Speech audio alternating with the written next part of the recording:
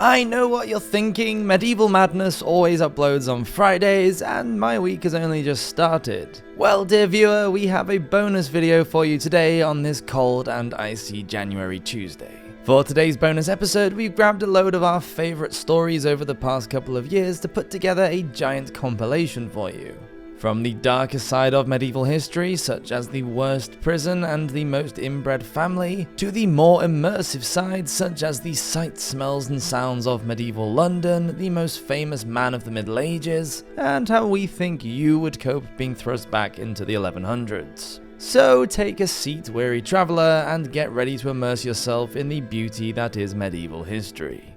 But before we get into the video, I can't wait to tell you about today's sponsor.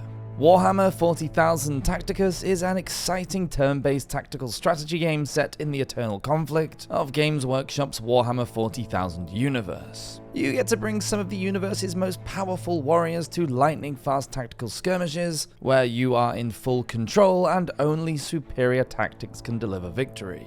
Expand your collection across multiple factions to find new tactical possibilities as you bring your troops to battle and sweep the galaxy clear of all resistance. New players and grizzled fans of the Warhammer universe alike will find challenge in Tacticus as they progress and compete in various game modes, including PvE campaigns, PvP, live events, guild raids, and much more. With this officially licensed Games Workshop game, you can assemble and lead over 80 legendary Warhammer 40,000 champions from 18 playable factions with tactical, fast-paced battlefield gameplay in the palm of your hand. My favourite champion is Rask from the World Eaters faction. Fused to ancient suits of corrupted war plate, Rask is a Chaos Terminator who are murderous elites akin to walking tanks. Wading through futile volleys of enemy fire, they tear apart squads and vehicles alike at the head of their warband. It doesn't get much cooler than that. The developers keep introducing new content and features such as new game modes and challenging events. With an average rating of 4.5 in the app stores, Tacticus is the go-to game for top-quality tactical gaming. So what are you waiting for?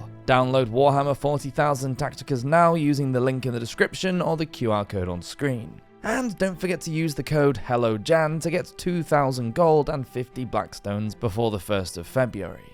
And now for today's video, welcome to Medieval Madness.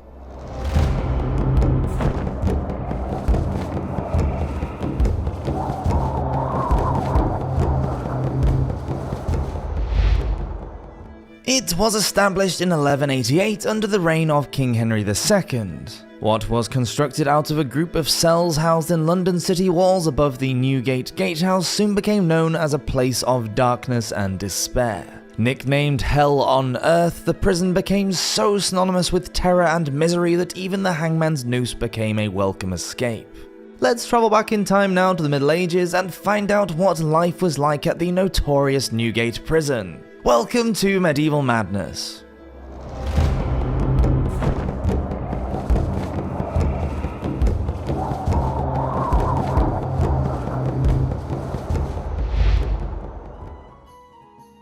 The Prisoner at the Gate. The original Roman city walls had 7 gates through which London's main roads ran to the other parts of the country. The one that went south and west passed through Newgate, which had an archway with a portcullis and 2 guardroom towers. In times of rebellion, when there were likely to be a large number of arrests and London's 2 official prisons became full, those 7 gatehouses would often be used to house prisoners. The sanctioned prisons, the Fleet and the Tower of London were under the King's jurisdiction. Outside of the city walls, it was the nobles who were in charge of justice, and prisoners were usually kept in the dungeon or keep of the local lord's castle. In the early Middle Ages, the idea of jail as a punishment was unknown. Instead, prisons were just a place where the accused was held until their trial, sort of like a remand centre is today. In medieval jails, there was no differentiating between genders or severity of crimes either. Men and women, murderers, rapists, and pickpockets were all kept together.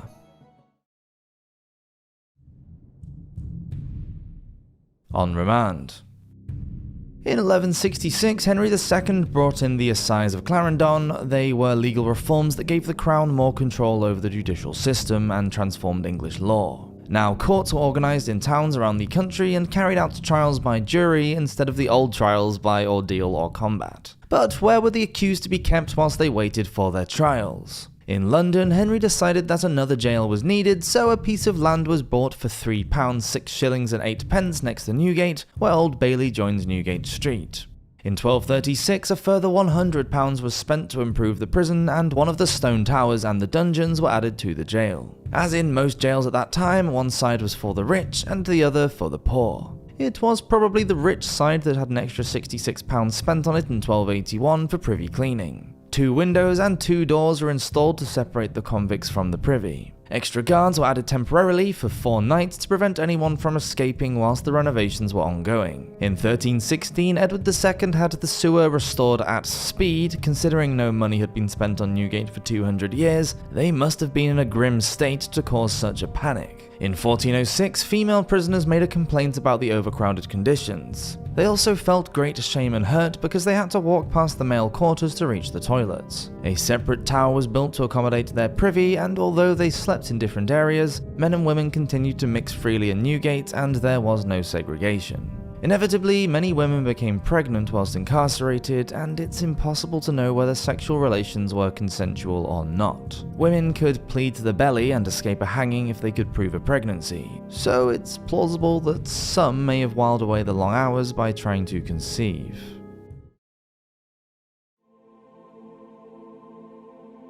Fetid, foul, and filthy. On arrival, prisoners were chained and led to the cells. Many were forgotten about and left to suffer there and starve. Those who had already been tried and were under sentence of death were shackled in the cellar under the keeper's house. This was basically an open sewer, dank, dark, and dirty. The whole place was infected by lice and bedbugs. It was said that they were so numerous that they crunched underfoot as people walked over them. Living together in such crowded, unsanitary conditions was a breeding ground for germs, and Newgate had its fair share of contagious outbreaks. One was so bad that in 1419 the prison had to be shut down. 22 prisoners died from jail fever in 1 year. Jail fever, which is now thought to have been typhus, is known to be spread by infected body lice, fleas, and mites known as chiggers, and is easily caught when people are crowded together in dark, filthy places. Some prisoners who were put before the courts often infected everyone around them, and the disease moved out into the general population. By the end of the 12th century, 12 more jails had joined Newgate in the city. Some housed those who had committed specific offences like the Tun, which accommodated streetwalkers and lewd women. Others held minor offenders such as debtors or adulteresses. When Ludgate Prison closed in 1419, after being in use for around 100 years, the convicts were transferred to Newgate. Deaths inside the jail escalated because of the chronic overcrowding and the fetid and corrupt atmosphere.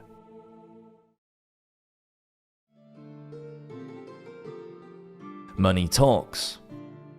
Now, over a quarter of a century old, Newgate was in a shocking state, and in 1423 the famous Lord Mayor Dick Whittington left enough money in his will for a rebuild. The larger jail and gatehouse took 8 years to build and housed 150 prisoners. There was a chapel and a water fountain, although the water was polluted and also caused a great deal of illness. In the Middle Ages, the day-to-day running of a prison was done by a keeper. These men were usually greedy and brutal, and they were paid very little for a dangerous and thankless job. They also had to pay the turnkeys and maintain the prison out of their own pockets, so they certainly made the most of their position and often sold essential items to the prisoners at inflated prices. As is usually the way, those with money were treated much better than those without. Even those convicted of the most heinous crimes would be treated well if they could afford to pay the keeper. The accommodation around the gate was ironically for freemen of the city and other honest persons. This was the best area, and rooms with a window and a fireplace could be had for a fee. They were also higher up away from the stench. Major criminals and anyone regarded as a flight risk were kept in the dungeon holes underground. Common prisoners had to settle for sharing the cells on the lower floors. Some were kept on wards with no privacy at all. A fee could be paid to have a lighter set of shackles fitted or have them removed altogether. The keeper charged the gentleman 3 shillings a week for bed and board, although inmates could bring their own beds for free. Coal was charged at ½ for a peck full and heaped up, or 2p for a bushel.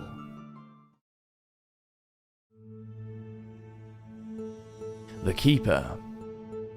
In 1346, the new keeper of Newgate was appointed by the authorities as part of reforms when they realised the calibre of men attracted to the job were not exactly men with a good moral compass. Then keepers were banned from taking charity from the prisoners, charging excessive fees for beds, or for hurrying along a trial date. In some extreme cases, charges were brought against the jailers themselves. In 1244, a sheriff sergeant named John Shep was convicted because he had thrown a prisoner into one of the dungeons so violently that his neck snapped. In the early 14th century, two keepers named Edmonds de Lorimer and Hugh de Croydon were convicted of torture and extortion. Lorimer was charging 4 times the legal price for the removal of shackles, and a keeper was imprisoned in 1449 for raping a female inmate. In just 1 year between 1315 and 16, 62 deaths were investigated by the coroner in Newgate.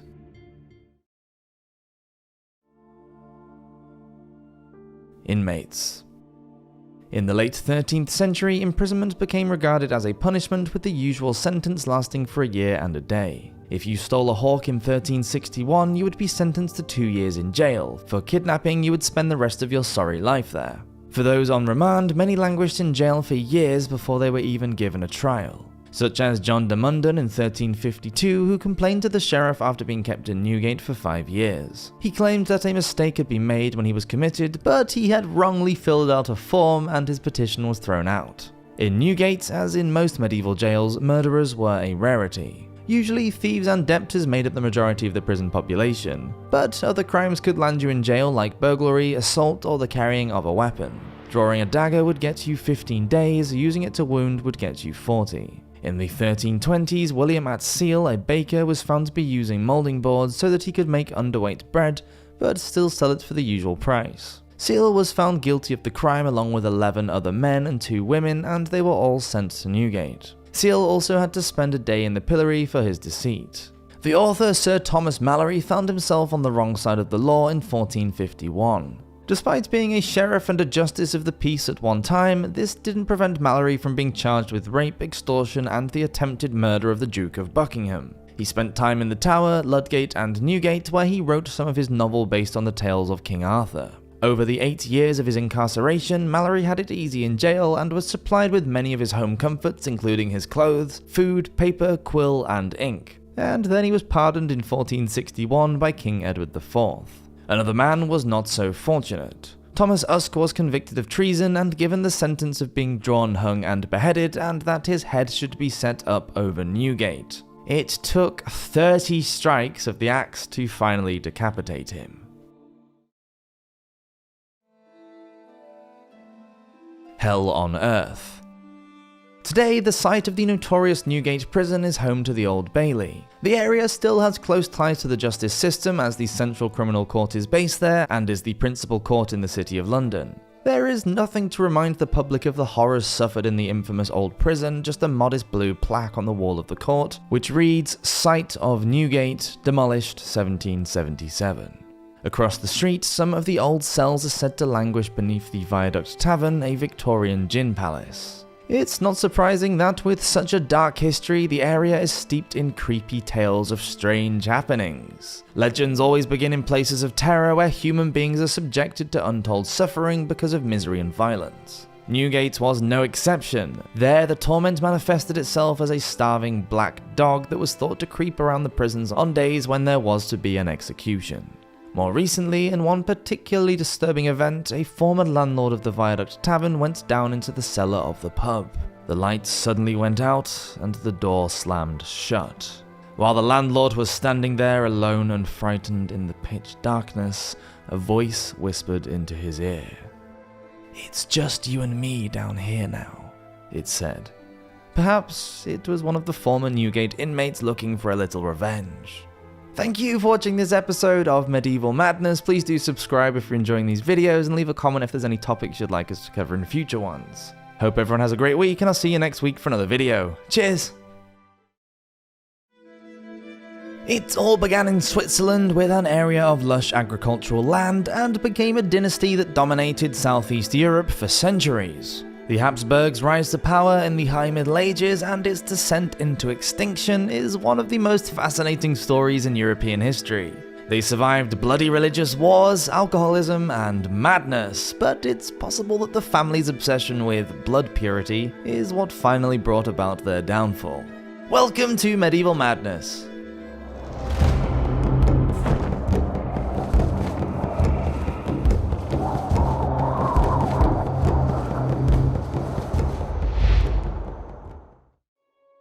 The birth.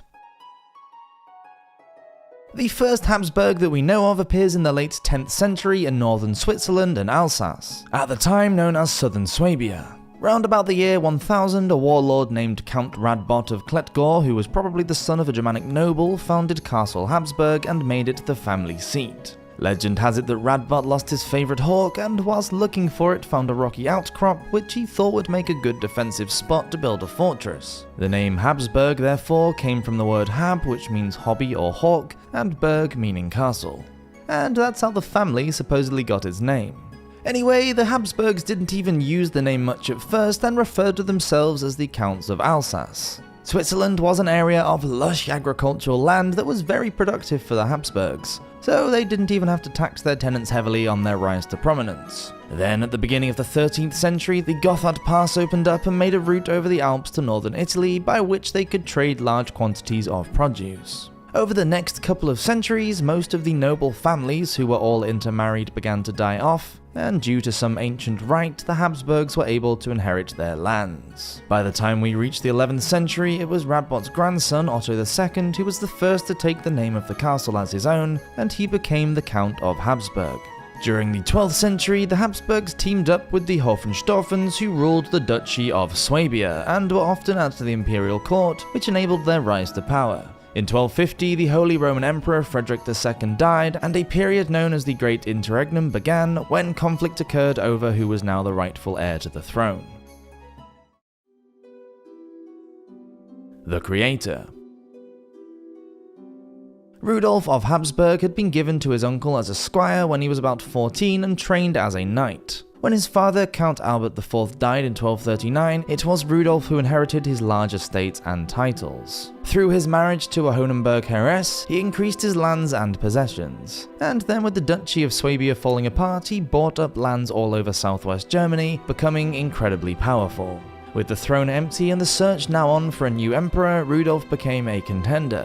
Having the former ruler Frederick II as his godfather meant that he was able to put himself forward for the job. There were other candidates, the main one being King Ottokar II of Bohemia, but being related to every member of the Electoral Council has its perks, and Rudolf was voted as King Rudolf I of Germany and crowned in Aachen Cathedral in 1273. It had taken 5 generations from the humble beginnings of Radbot for a Habsburg to be elected King of the Germans. Rudolf was described as having great valor, intelligence, and strength, but he was also, by his admission, an insatiable man of war. Now he set his sights on Austria. Ottokar had seized the kingdom after the death of the last Duke of Battenberg, but Rudolf wanted it and defeated and killed the King of Bohemia in 1278 at the Battle of Marchfield. Rudolf now gave the Duchy of Austria to his sons Albert I and Rudolf II, and the Habsburg House of Austria began. His descendants took the Tyrol in the 14th century and became Holy Roman Emperors in the middle of the 15th.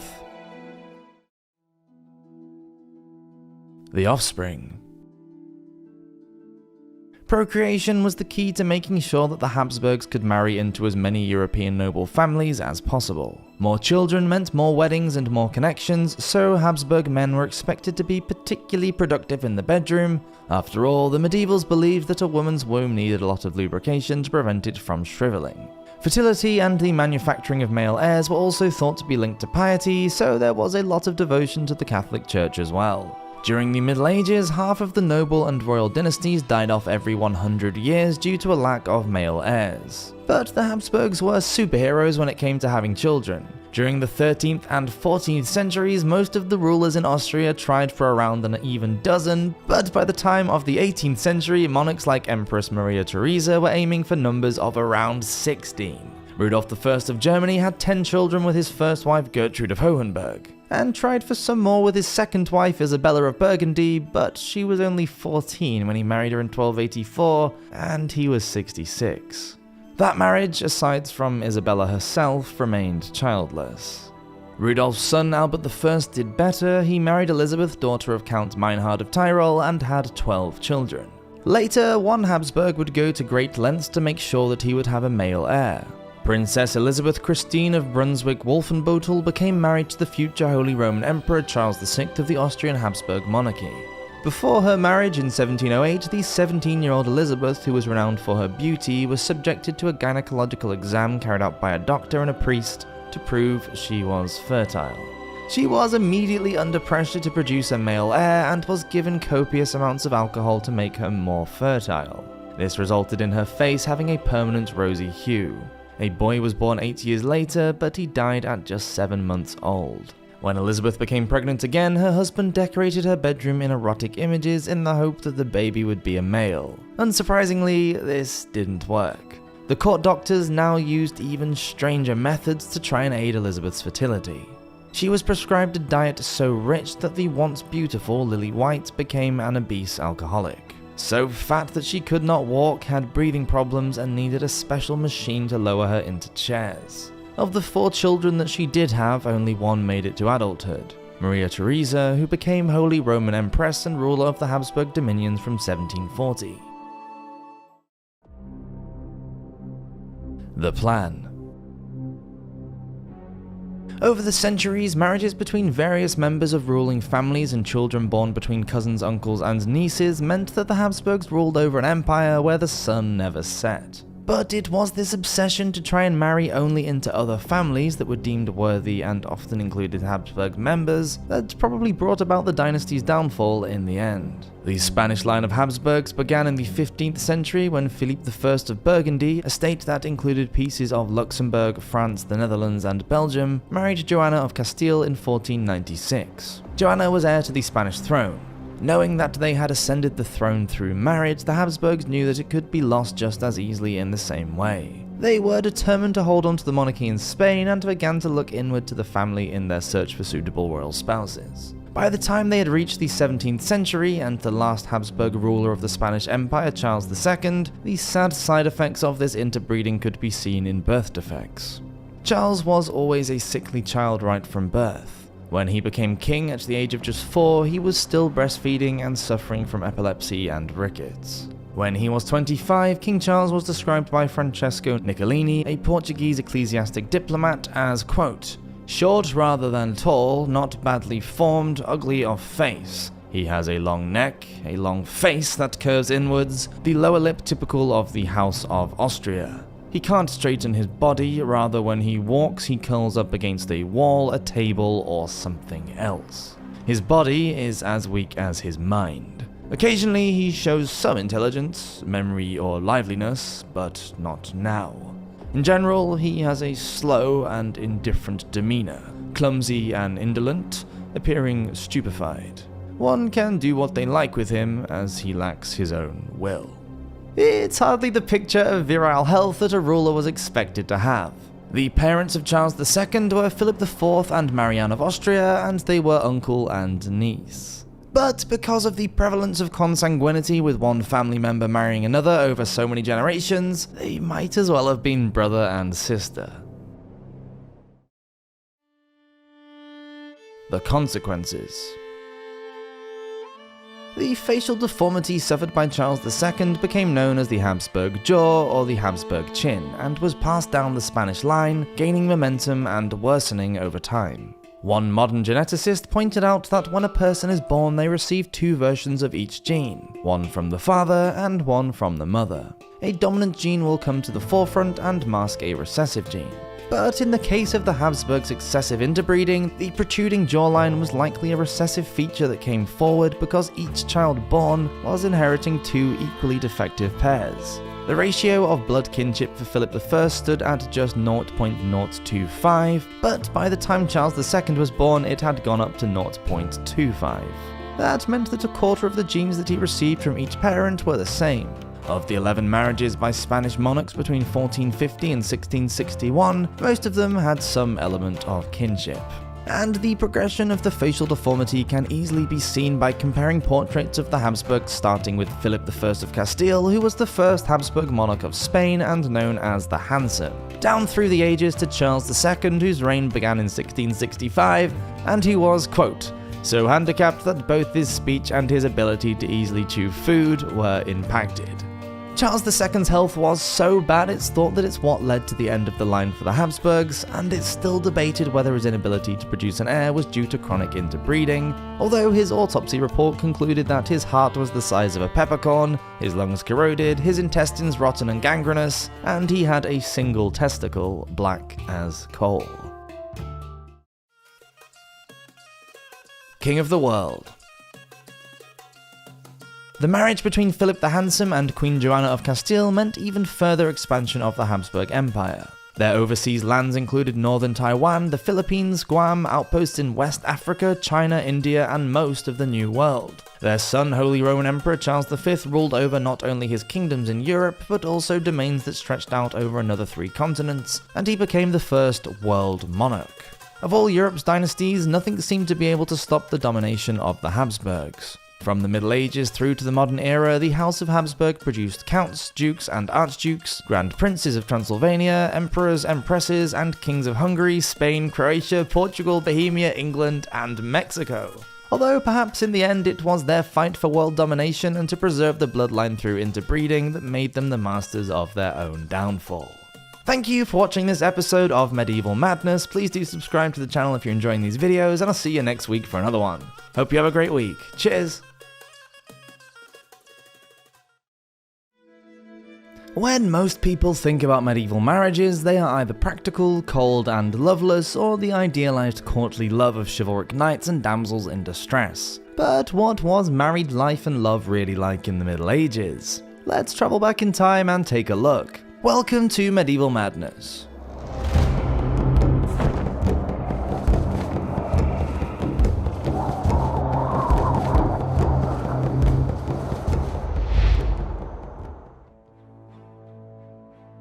To honor and obey.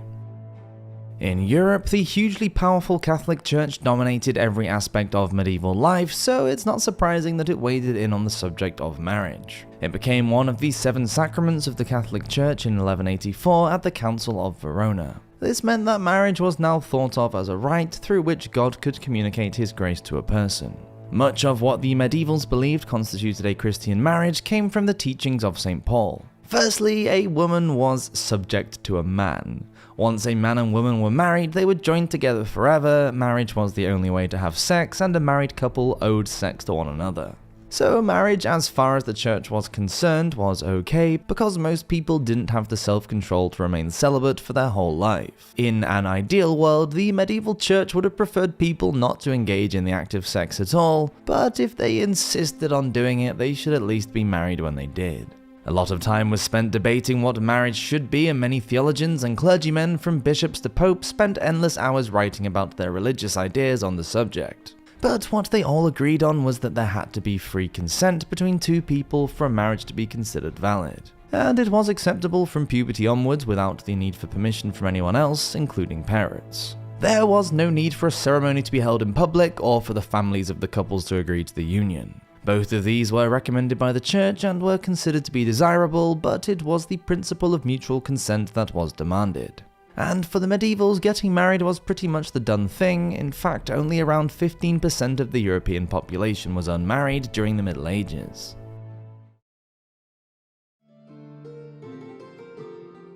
Broken promises. Consanguinity laws meant that no one was allowed to marry anyone to whom they were blood related. But for the wealthy in the higher classes of society, dispensations were often sought from the papacy so that relatives could be married.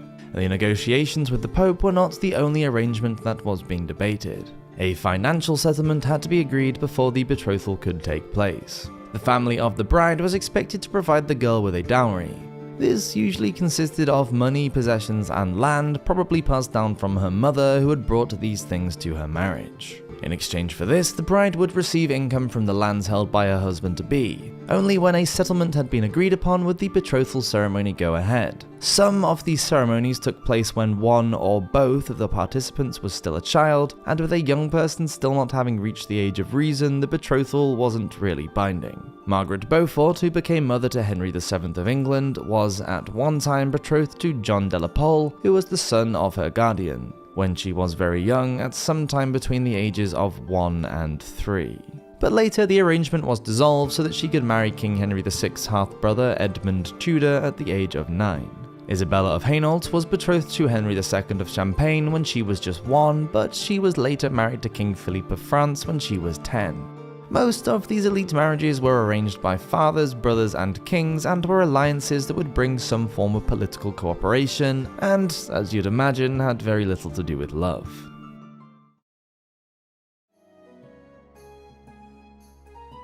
for richer. In elite circles, marrying for love alone was quite unusual, although it did happen and nearly always caused a scandal.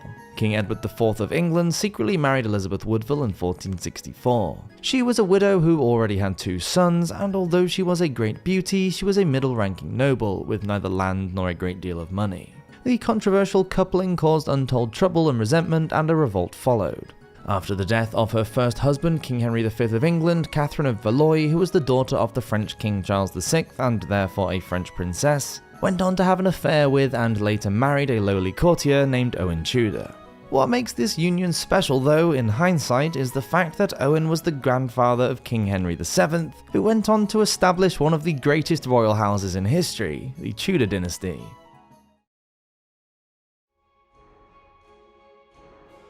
For poorer.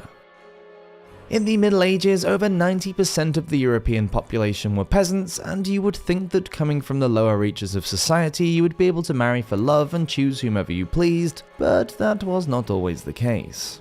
Being classed as a serf meant that a lord had power over who you could marry. Any children that a serf had were by implication also unfree and had to do as their lord ruled. Suppose a serf's daughter wanted to marry a man from another manor. Then, as her father, you must pay your lord and master a fine as compensation. Your daughter would be leaving your land to join her husband at his home, as it was usual for women to move out to go and live with their new husbands. That meant that your lord would be losing a worker for his manor, and he insisted on being compensated not just for the loss of the daughter, but also for any children that she may have had in the future. If a husband died, then his widow would need to choose a new husband within a few months, or it was likely that the land would not be tended to correctly. The widow would be given 3 weeks by the court to find a suitable spouse, or the bailiff would find one for her. If she refused the bailiff's choice, then she would be fined and eventually imprisoned if she continued to say no. It seems that medieval marriage could end up being a pretty expensive business, even for the lower classes.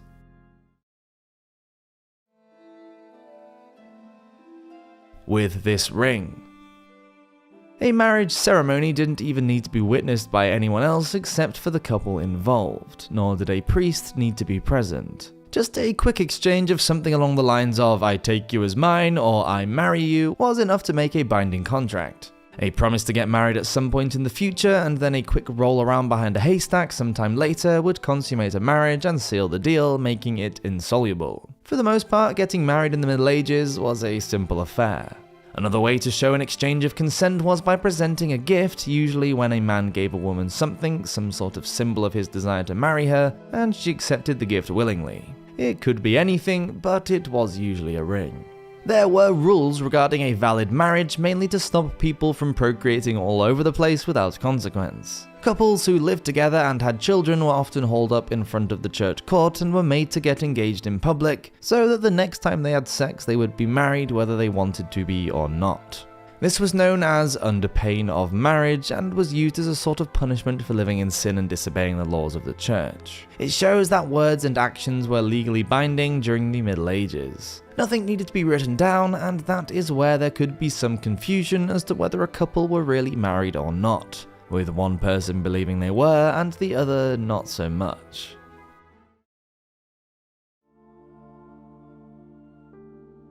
Till death do us part. This lack of any official recording of a marriage could and did cause a great deal of confusion for peasants and nobles alike. In the late 12th century, a man by the name of William, who probably came from Norwich in England, found himself in a bit of a dilemma. He approached his bishop, John of Oxford, and asked him to appeal to Pope Alexander III on his behalf. William said he lived with a woman and had children with her. He had promised to take her as his wife in front of witnesses, but had not yet done it. However, William then spent the night at his neighbour's house and slept with the neighbour's daughter. When the girl's father caught them in the act, he forced them to marry there and then by an exchange of words. So now William didn't know which woman he was legally bound to. Pope Alexander said it depended on whether William had promised to marry the first woman before or after having intercourse with her. If that was the case, then he should stay with her. If that was not the case though, then he should stay with the second woman, but only if he had consented to marry her of his own free will and not just because he was frightened of the father. In 1340, when she was about 13, Joan of Kent, who was a granddaughter of King Edward I of England, secretly married a knight. He was named Thomas Holland and was part of her household and twice her age. Thomas immediately went off to Flanders on a military campaign, leaving Joan in England. It's possible that Joan believed the marriage to be invalid because her family soon arranged for her to wed the high-ranking Earl of Salisbury. Thomas returned from the continent 8 years later and told Edward III about his secret wedding to Joan and appealed to the papacy for his wife to be returned, and was able to prove his case. Even after she had been with Salisbury for 8 years, Joan's new marriage was annulled by Pope Clement VI, and she was ordered to go back to Thomas Holland. Relying just on a person's word and not having any concrete proof could of course work both ways, and people could lie and pretend that they had been pre-contracted to someone else so that they could get out of an unhappy marriage and go back to a former suitor.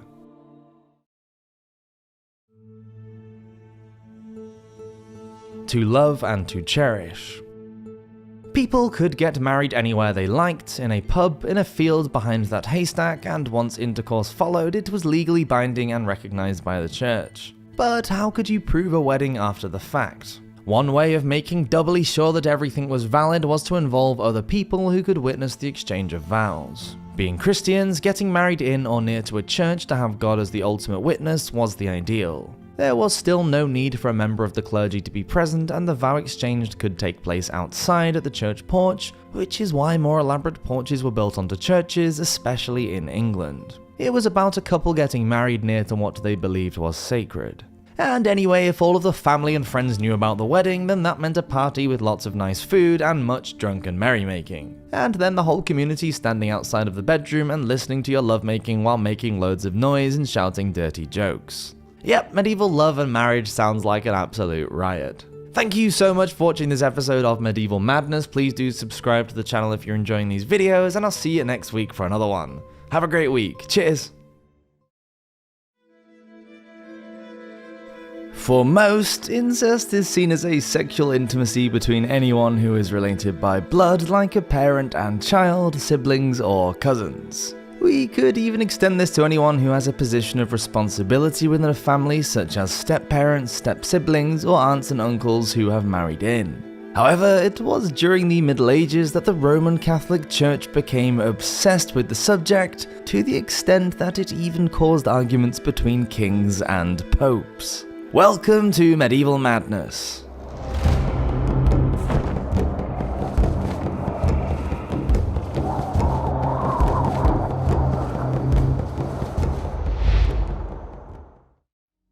Incest. Many forms of sexual contact that we regard as normal today were considered by the medievals as deviant. Sexual contact was for the purpose of procreation, needed to be between a husband and wife, and usually just involved the missionary position. Anything else was just sodomy, and the church became as obsessed with incest as it was with sodomy. Incest was first mentioned in the canons of the Council of Orleans in 511, and just 6 years later the Burgundian Council forbade marriage to a brother's widow, a deceased wife's sister, a mother-in-law, cousin, child of a cousin, an uncle's widow, or a stepdaughter. In 516, Vincomulus, the Bishop of Grenoble, was reported to his superior for marrying his dead wife's sister many years previous. Unsurprisingly, after being with his wife for 30 years, Vincomulus refused to divorce her. Nevertheless, the marriage was seen as incestuous and had to end. The case was a possible trigger for the church's interest in incest that followed. It was Augustine who arrived from Rome in 597 who was given the task of Christianizing the Anglo-Saxon pagans. The custom of the Anglo-Saxons to marry their close relatives bothered Augustine, and he wrote to Pope Gregory the Great asking for help with the problem. Augustine, who later became the first Archbishop of Canterbury, needed to know to what degree a Christian should be allowed to marry their kin. Gregory decided that it was not okay for any persons to marry who were related within the 3rd or 4th generations, a decision that he made based on both, quote, experience and scripture. Although he said that the English had so many of these cross-family unions, it was probably best just to warn them not to do it in the future because it was evil, but not to punish them for, quote, sins which they committed through ignorance before they had been converted to Christianity. Obsession. The medieval Catholic Church was hugely powerful and dominated the whole of European society in the Middle Ages. According to St. Augustine, marriage was a spiritual concept that actually altered a person, making their two souls one flesh, so religion was probably a factor in what became an obsession with incest. Although it was a way in which the church could assert its position of authority over the people, it may also have been a way of gaining more wealth. After all, people were more likely to leave their money and possessions to the church if they didn't have any heirs who could inherit.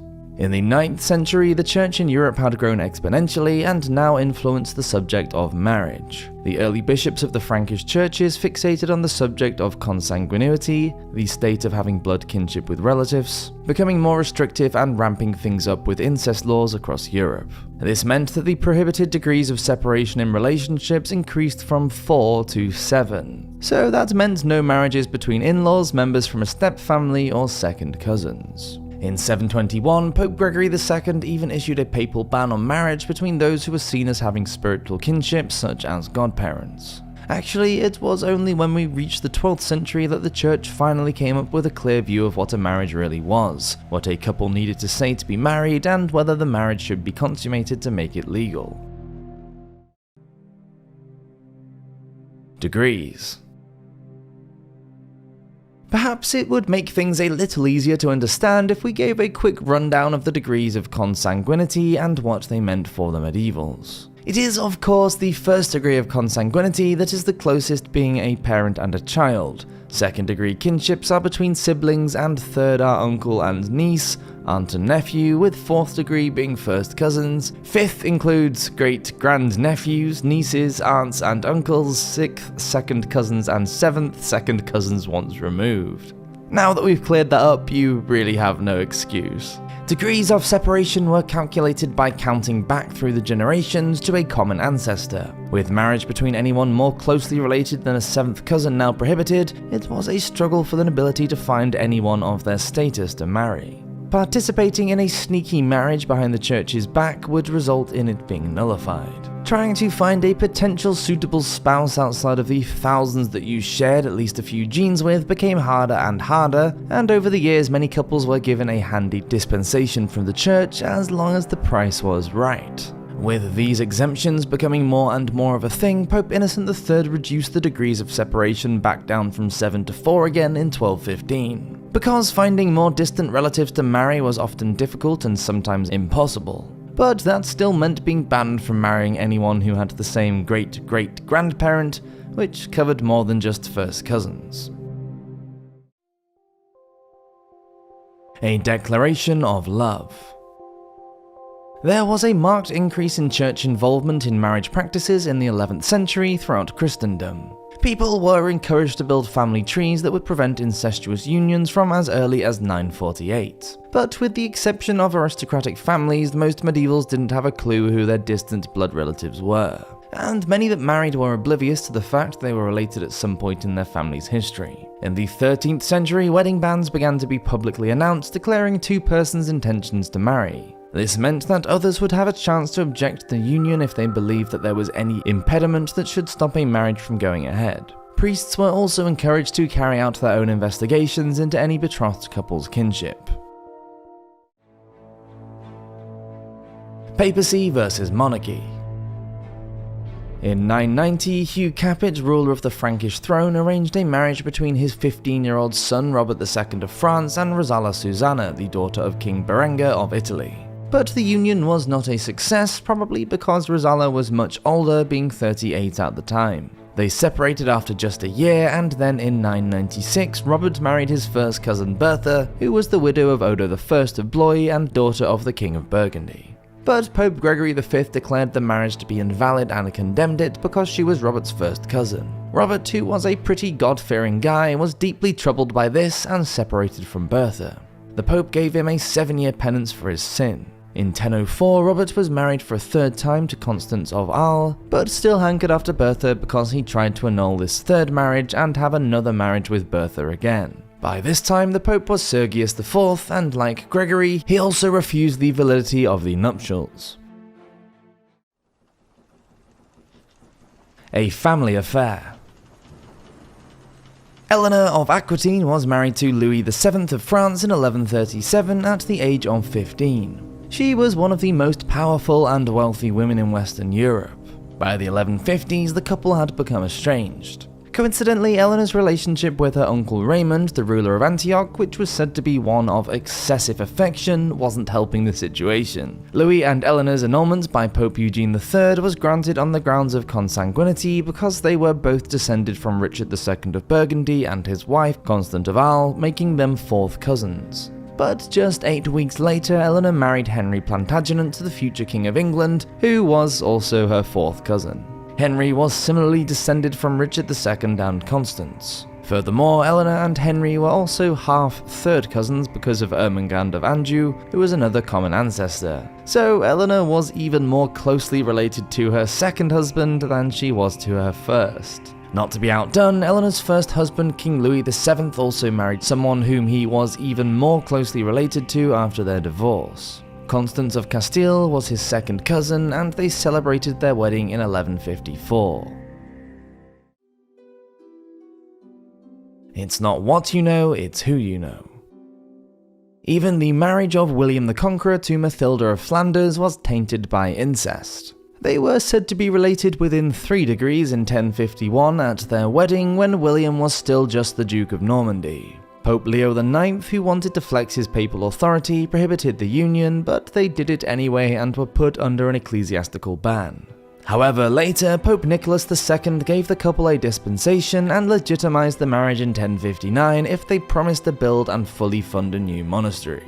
An abbey and nunnery were accordingly built in St. Etienne and St. Trinette and were consecrated in 1066, just before William set off across the Channel on his successful conquest for the English throne.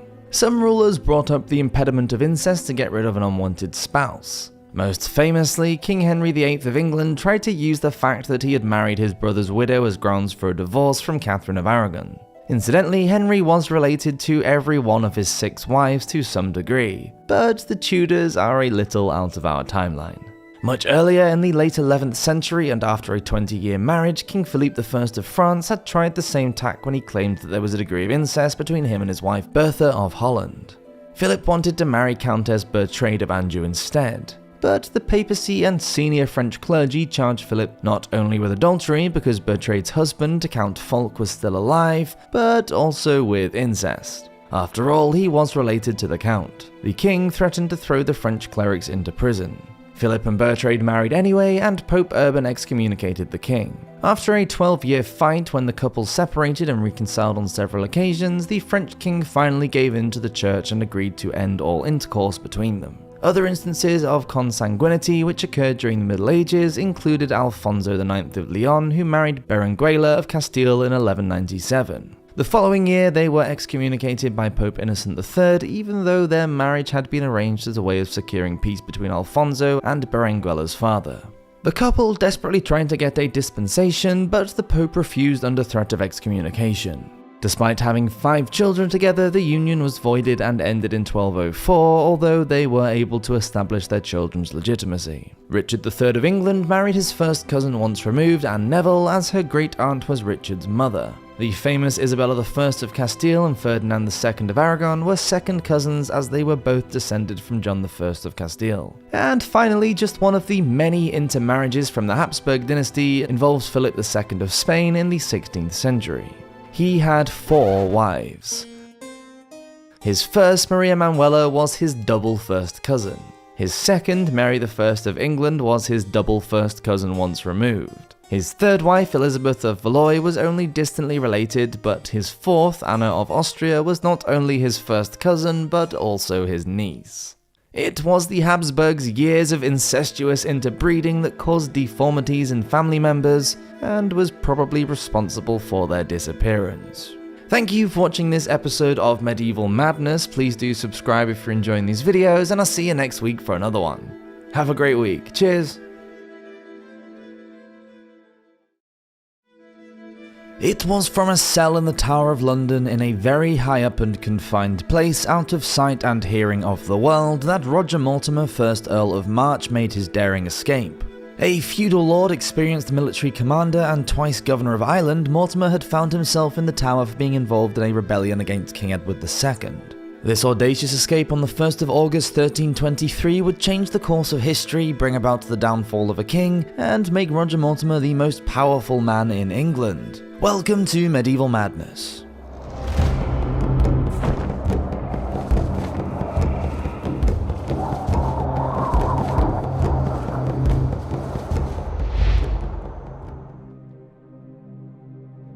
Favourite mistake. Things were not going well in the country of England. King Edward II, although married to Queen Isabella of France, had close relationships with several male favourites, whom he lavished not only with riches but also with excessive power. Unsurprisingly, this led to bad blood between the king and his senior nobles. As tensions between Edward and his barons grew, it was one of these favourites, Piers Gaveston, who paid the ultimate price. After capturing the king's much-loved friend in 1312, the Earl of Warwick, backed by other earls, beheaded Gaveston as a traitor. But by 1317, Gaveston had been replaced in the king's affections by a new and more cunning father and son duo, the grasping Despensers. A rising star. Roger Mortimer had an illustrious lineage. He was descended from knights who had accompanied William of Normandy when he sailed across the Channel to conquer England in 1066. At just 14, Roger was married to a wealthy heiress and acquired large estates in Wales and Ireland. In 1304, at 17, he inherited the lordship of Wigmore. Roger was well respected by the king and remained loyal to him throughout the Gaveston crisis, and he became one of the country's most prominent barons. Roger fought for the king against Robert the Bruce when the Scottish king defeated the English at Bannockburn. Buoyed by his victory, Robert sent his brother Edward Bruce to lead a rebellion against the English in Ireland. It was because of his vast estates there that Roger was an easy choice to tackle the problem, and he was appointed Lord Lieutenant of Ireland and sent to put a stop to the Scottish offensive. After defeating Edward Bruce in 1318, Mortimer returned home to find that all was not well. The power that had been awarded to the Despenser family had not gone unnoticed, and division had grown, especially between the Earl of Lancaster and his king. Roger was made a permanent member of the Royal Council in the hope that he could help negotiate peace between the warring men. By 1320, Roger's star had risen. He was rich, strong, loyal, and trusted by the king, but there was one problem. Hugh Despenser had it in for Roger. After entrenching himself as the king's bestie, the ambitious Hugh was ruthless and clawed his way up to the position of Chamberlain. His father, also called Hugh, rose to the important position of chief advisor. Becoming more and more tyrannical, Hugh the Younger began to collect lands in southern Wales, lands that belonged to other people. The Marcher Lords who were appointed to guard the borders between England and Wales were not happy. Rebel. Stuck between their loyalty to the king and the threat of the Despenser's overbearing influence, the barons felt they had no choice but to rebel, and Roger joined them. King Edward was forced to send the Despensers into exile. Having achieved their goal, the rebels were now in a dangerous position. The king was pretty miffed and raised an army to beat the Marcher Lords in 1322 at Boroughbridge in Yorkshire. The leader of the rebellion, Thomas Earl of Lancaster, was executed along with anyone else who had opposed the king. Roger was tried at Westminster and sentenced to death for treason, but he was extremely lucky when the death sentence was commuted to life by the king, and he was instead confined within the Tower of London. It was a decision that Edward II would soon regret. Now, Hugh Despenser the Younger was unstoppable. Everything he wanted he got, and this had not gone unnoticed by Edward's wife, Queen Isabella, who was fed up with her husband and his infatuation, which was causing widespread discontent throughout England. Over the next 4 years, the king and the Despensers brought sweeping revenge to England with extensive imprisonments, executions, and the confiscation of lands. No one was safe from the punishments, even widows and the elderly. Roger still had a lot of support in the country, and spurred on by the knowledge that King Edward II was considering having him executed on August the 11th, plans were made for a breakout from the tower. It's possible that the Queen was made aware of the impending escape, and she may have even had a hand in its implementation. Tonight there's gonna be a jailbreak. The 1st of August was the feast day of St. Peter ad Vincula, St. Peter in Chains, and he just happened to be the patron saint of the tower's parish church. The castle gates were secured shut, and all prisoners were safely caged in their cells as the soldiers made their way into the dining hall of the royal palace. Seated at the long, narrow trestle tables, the men began eating and drinking in celebration of St. Peter. Rich dishes were sent out from the kitchens, and as it was a special occasion, the wine flowed freely. However, unbeknownst to Stephen de Segrave, the constable in charge of the tower, his second-in-command, Gerard de Elspeth, had slipped a little something extra into the wine. It wasn't long before all of the men were unconscious. In fact, the drug was so potent that all of them slept for at least 2 days and 2 nights. Segrave was still seriously ill from the sedative 5 days later. Elspeth had helped to set up the escape by ferrying letters to and from the tower so that Roger could have contact with his network of many loyal contacts on the outside, men that included prominent merchants and powerful bishops. Elspeth scurried along, crowbar and rope ladder in hand, to Roger's cell, which he shared with another man named Richard de Monmouth. The fortified door was padlocked and barred, and using only the light of a candle, Elspeth had to work fast to chip at the mortar and release the stones. Soon a hole appeared, and it was not long before it was big enough for the 2 men to squeeze through. From there, the men hurried down the stairs and into the adjacent building, which housed the kitchen of the king's palace. The cook, who had been bribed to turn a blind eye, ignored the men as they scrambled up inside the chimney and out onto the roof.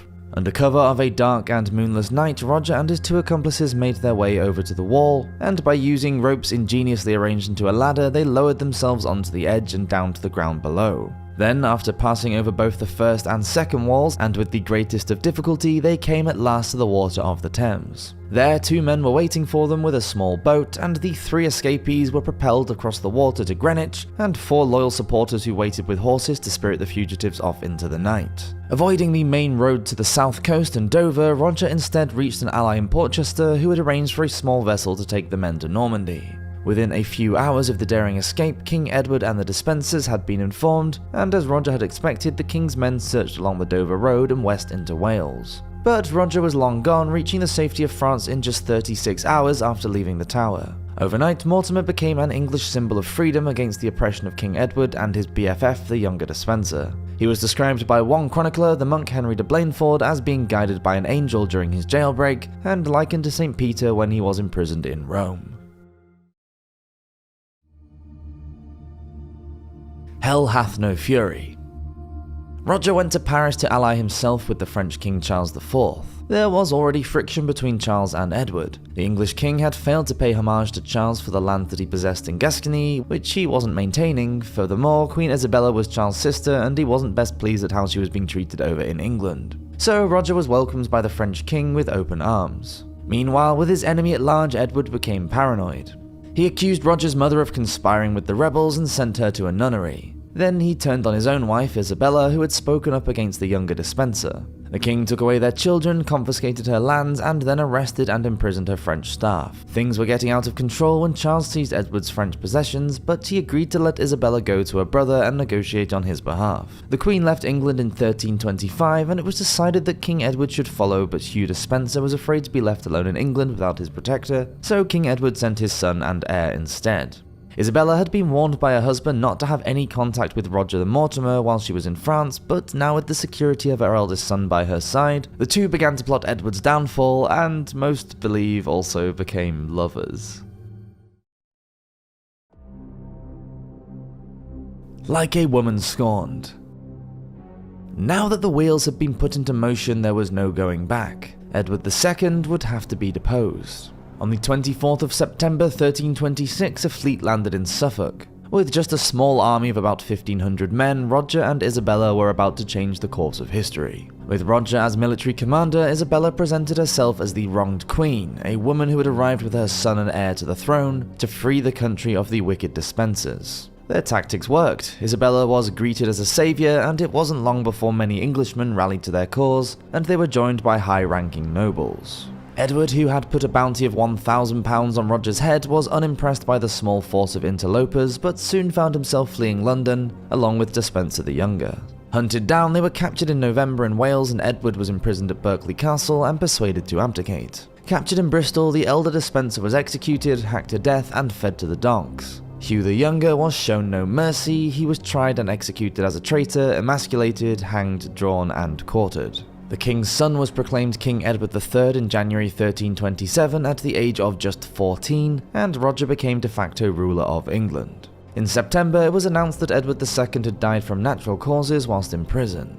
His death has been described as suspiciously timely, as it made life for Roger and Isabella so much easier. Having learned nothing from history, the couple quickly amassed a fortune and spent it just as quickly. They were said to have usurped royal power and the treasure of the realm, and they held the king under their subjection. Roger even walked in front of the young king in public and was named the King of Folly by his own son Joffrey for his arrogance. The relationship between Roger and Edward III soon turned sour, and in 1330 the king had Roger arrested. Roger was found guilty of 13 counts of treason, including the murder of the king's father, Edward II. Despite Isabella asking her son to have pity on gentle Mortimer, he was hanged at Tyburn and left on the gallows for 2 days. Isabella, as the Queen Mother, lived out the rest of her life in the greatest comfort. Roger Mortimer has been described as the greatest traitor in his biography by Ian Mortimer. His partner in crime, Isabella, has often been portrayed as a beautiful but cruel and manipulative woman, and has been nicknamed the She-Wolf of France. Thank you for watching this episode of Medieval Madness. Please do subscribe if you're enjoying these videos, and I'll see you next week for another one. Have a great week. Cheers. When most people think about Transylvania, it conjures the image of Dracula and the world dreamed up in Bram Stoker's 1897 novel. A world of gothic castles, shape-shifting bats, and vampires. Some people even think of Transylvania as a mythical place like that of Middle-earth or Narnia, only much creepier. But, dear viewer, Transylvania is a real place in what is now modern Romania in Western Europe, and Dracula was a real person known to the world as Vlad III or Vlad Tepes, meaning the Impaler. Welcome to Medieval Madness.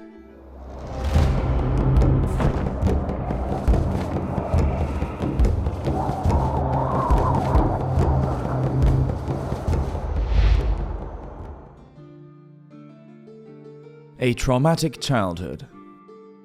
Vlad the Impaler was born in Wallachia, a province of Romania just south of Transylvania, sometime between 1428 and 1431. His father, Vlad II, ruled the region at the time, and having been inducted into the Order of the Dragon, he was given the nickname Dracul. So his son became known as Vlad Dracula, or Son of the Dragon. The Order of the Dragon was a brotherhood of knights whose purpose was to defend its Christian territories from the Muslim Ottomans. Directly located between Europe and the Eastern Empire, Wallachia was always under attack during the 15th century. The first reign of Vlad Dracula II, voivode of Wallachia, began in 1436, and during that period of stability, his 3 sons, Mercia, Vlad the Impaler, and their younger brother Radu, were treated to a princely education. In subjects ranging from foreign languages and mathematics to combat, the boys were taught by the most illustrious scholars, and Vlad in particular showed himself to be both intelligent and perceptive. But the boys' peaceful and happy childhood ended in 1441 when their father went off to join John Hunyadi, the voivode of Transylvania, in a crusade against the Ottomans, having left Mercia to rule in his absence. A year later, Vlad Dracul was captured in Turkey, and in an act of betrayal, Hunyadi invaded Wallachia and put a new ruler in charge. By combining forces with Sultan Murad, Vlad Dracul was able to regain his throne quite quickly, but it came at the price of his son's freedom because Radu and young Vlad were kept as hostages at the Ottoman court as collateral for their father's loyalty. Whilst living there, Vlad the Impaler was constantly in trouble and disciplined harshly.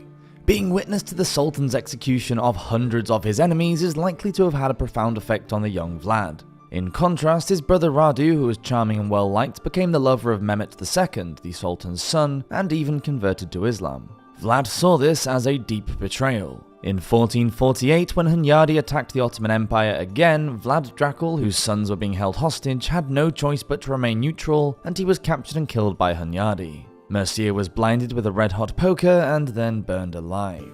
Hunyadi placed Vladislav II on the throne of Wallachia. On hearing about the deaths of his elder brother and father, Vlad the Impaler swore revenge. But it was 8 years later in 1456 before he was in a strong enough position to invade his homeland with Hungarian support and regain his throne.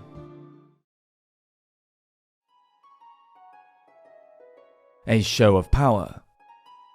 For the most part, 15th century Europe was a feudal society, with the power residing with the nobility and the impoverished peasants at the bottom of the pile. In Wallachia, the system was the same. But the nobles or boyars there would often fight amongst themselves for dominance, and many of them, much to Vlad the Impaler's fury, had supported Vladislav II in his power grab. Now they would feel his wrath as Vlad began to show his enemies his strength in a campaign of brutality. In 1457, he invited around 200 lawyers and important members of Wallachian society to his court for the celebration of Easter. The guests were all treated well and served a magnificent feast until Vlad's men entered the banqueting hall and took them all prisoner. The old and sick were taken outside of the city's walls and impaled immediately. The young and fit were chained together and marched some 50 miles until they reached a river. There they found large kilns fired up and ready for use. The boyars were now put to work making bricks and helping to build an imposing fortified palace. As well as making the boyars his slaves, Vlad took their lands and divided them up between the peasants. He also gave those serfs important roles within government and civilian life. By doing this, he created a fiercely loyal army of ordinary citizens who were willing to carry out his orders, which mainly consisted of killing anyone who didn't do as he asked. He also began to gather a large army of Wallachians and streamlined the military. Now his behavior became more unpredictable, especially when it came to his interactions with visitors from other lands, even when they came to pledge their allegiance to him. Halfway through his reign, a party of Italian ambassadors came to visit Vlad at his court. They bowed to the voivode and removed their hats, which was the tradition. But beneath them, according to their custom, the men wore skull caps, which they refused to remove, as they explained they were not obliged to do so, even in the presence of the Holy Roman Emperor or the Ottoman Sultan. Prince Vlad nodded his consent to this, saying he wanted to strengthen and recognize their customs. But really, he was deeply offended and had his attendants place a large iron nail on each of the ambassadors' heads, and gave the order for the skull caps to be nailed to them so that they could never be removed again.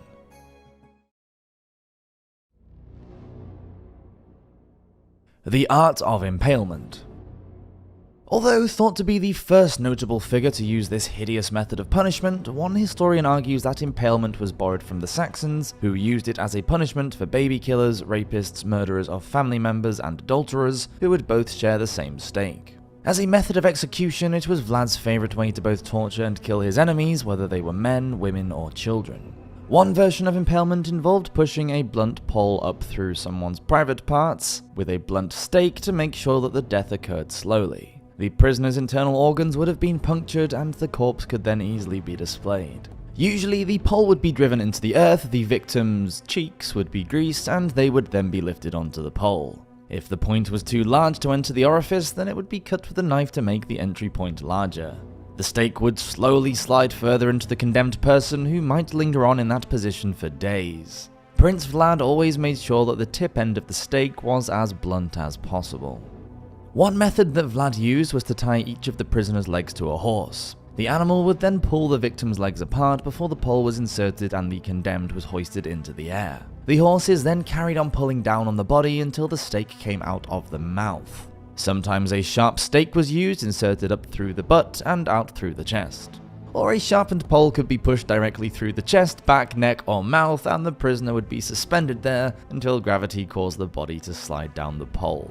One woodcut from Nuremberg in 1499 shows several bodies displayed in this way, while Vlad sits beside them and dines at a table. Whatever method was used, death could be slow and painful, lasting anywhere between a few hours or up to a week.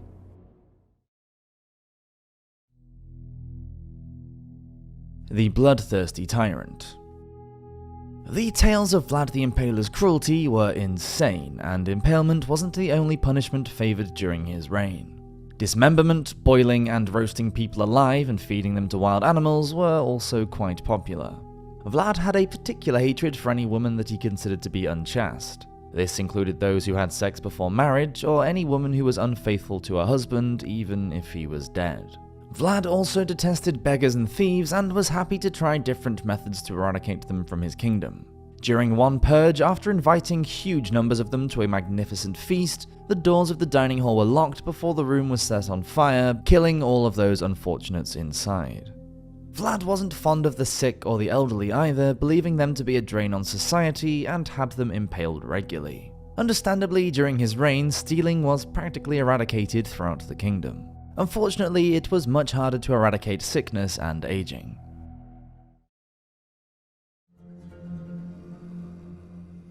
Hero and Villain.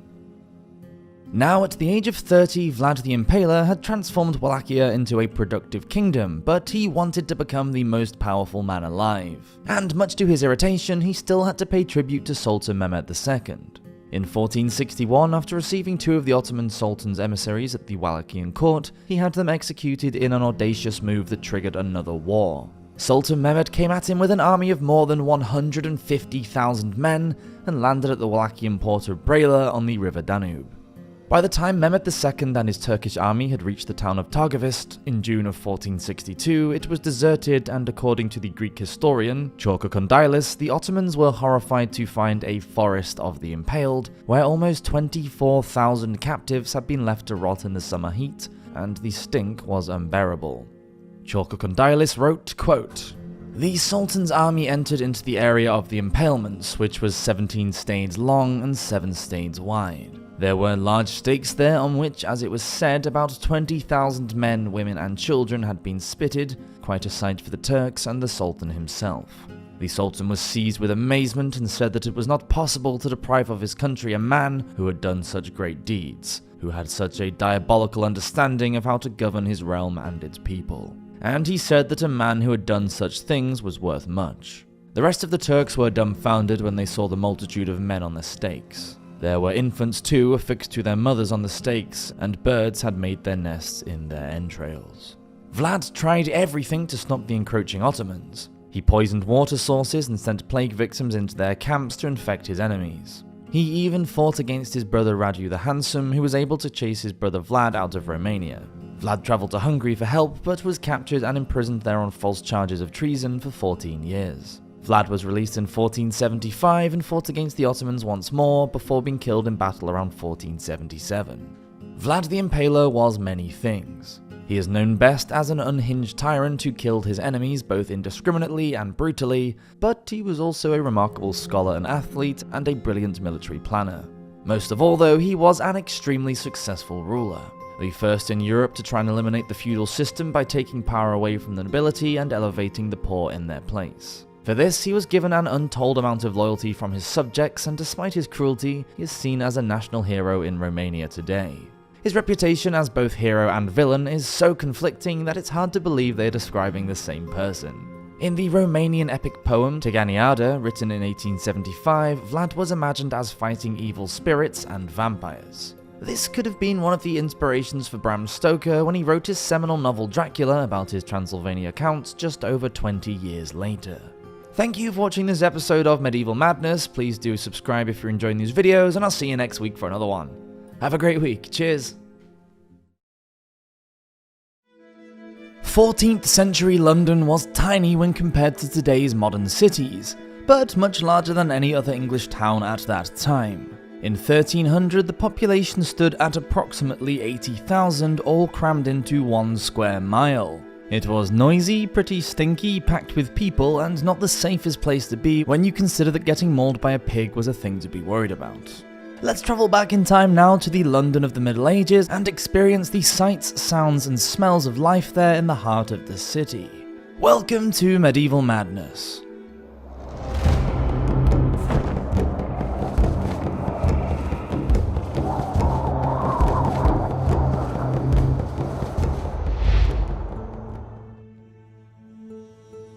A rotten idea.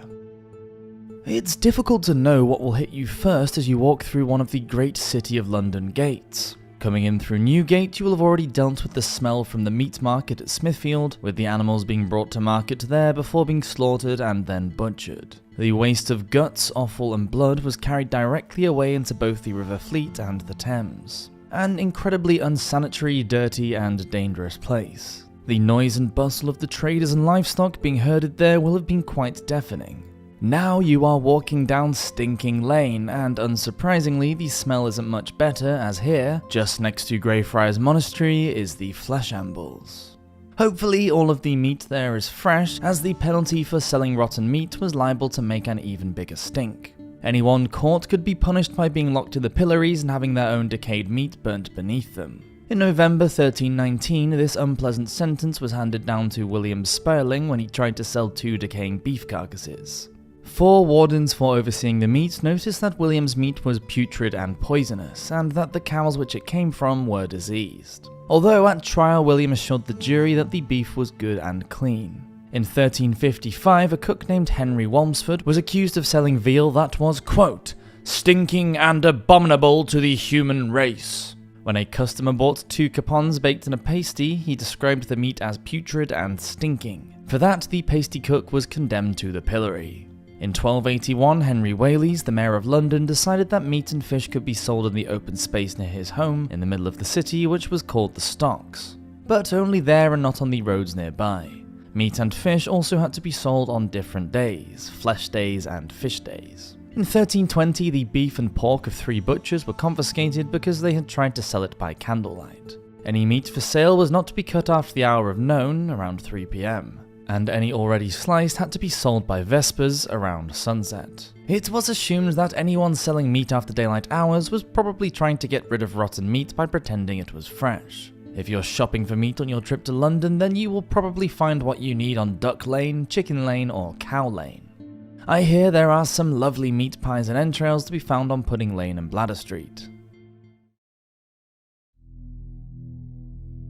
Kicking up a stink.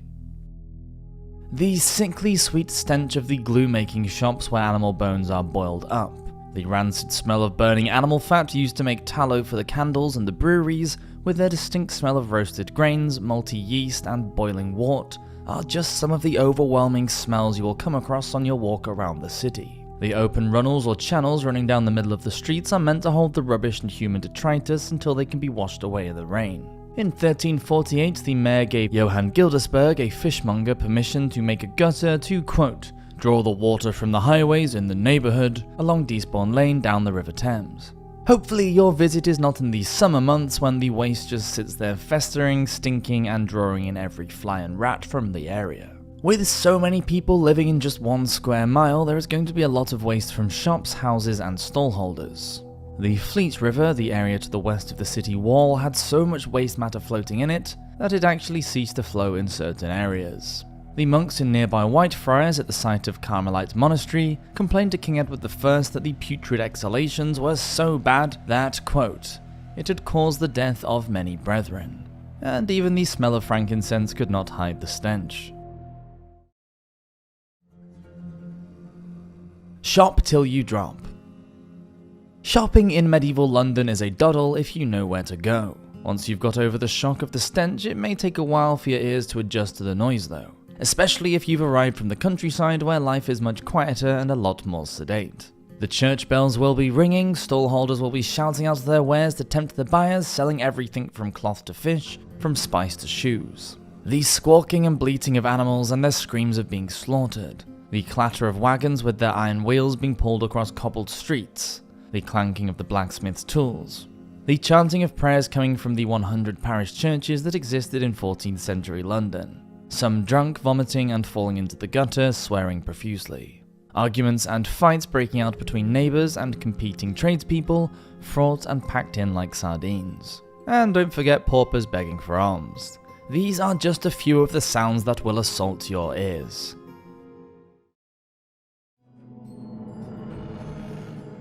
Walking the streets. Within the city walls there are thousands of houses all crammed in together, some of them 2 or 3 stories high. The top floor of the house usually had a pentis jettying out into the street, probably done as a way of increasing the interior space without encroaching on the already narrow thoroughfare below. Some of them are so narrow that people could lean out of their top windows and shake hands across the street. Some residents are also quite partial to throwing the contents of their chamber pots out their windows, so you need to be aware of this, especially if you're wandering about early in the morning. Downstairs it makes visibility difficult because the tops of houses pretty much block out the sunlight. But that doesn't stop people from selling their wares out of their front rooms from counters that faced out into the street. You need to keep looking down at the pavement and be careful where you walk as well, as most streets are practically open sewers and the footpaths aren't that well maintained either. And it was the residents themselves who were responsible for any repairs. In 1341, the whole parish of St. Bennet at Wodewarf was condemned as having, quote, broken and worn down pavements that endangered pedestrians and riders. You definitely don't want to be falling over and breaking any limbs because there are no modern hospitals, and antibiotics aren't available if you should get an infection. Being on horseback wasn't that much safer than walking either because of the pentices jutting out. Regulations had to be passed so that they didn't extend out more than 2.5 feet, and they should be 9 feet above the ground to stop any riders from banging their heads. And watch out for the loose pigs that are roaming around. They technically helped with the hygiene problem by gobbling up a lot of the refuse, but they could also be a dangerous menace. As well as knocking people over, they were also known to bite hard. The dangers of crossing the road.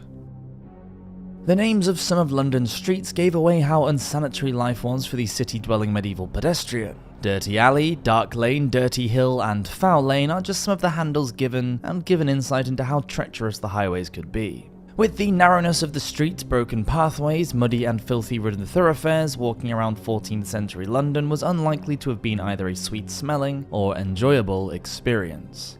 Hopefully though, you wouldn't be there to witness just how dangerous those roads could be, or experience some of the very sad and harsh consequences of living in medieval London. If you had been in the ward of Cheap at sunrise on the 24th of May 1339, you would have seen a tragic little boy named Johann Stolier. Just 7 years old and a pauper, Johann was relieving himself when he was crushed under the wheels of a cart.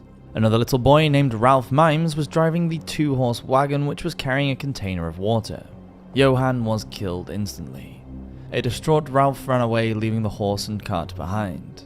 Not only is it tragic that a 7-year-old child had to care for himself on the dangerous streets, but we also realize that a 12-year-old was being forced to work at dawn in a position that was obviously beyond his capabilities. It's a celebration. Perhaps you have gone to London on a specific day so you can join in on the many celebrations. St. Bartholomew's Fair was held every summer in West Smithfield from the year 1133, when a charter for the fair was granted by King Henry I. Held for 3 days on the grounds of St. Bart's Priory and always starting on the 24th of August, it was an important fair for cloth traders, although there was lots of entertainment and refreshments as well. It was during one of these fairs in 1315 that Sir William Wallace, the Scottish patriot and hero, was hanged, drawn and quartered in front of a huge crowd. You should take care at these sorts of events though, as they can be full of cutpurses and things can easily turn rowdy and violent when so much alcohol is being consumed. In 1363 there was so much riot and tumult at St. Bartholomew's Fair that many people were threatening to stay away in the future. King Edward III had to promise to take all the traders under his special protection because the non-coming of the merchants, which God forbid, would bring the fair to naught. Any celebration can turn nasty in an instant. In 1396, King Richard II brought his new bride, the 9-year-old daughter of the French king, home to London to a joyous welcome. But the happy event quickly turned to tragedy when 9 people were killed in the crush.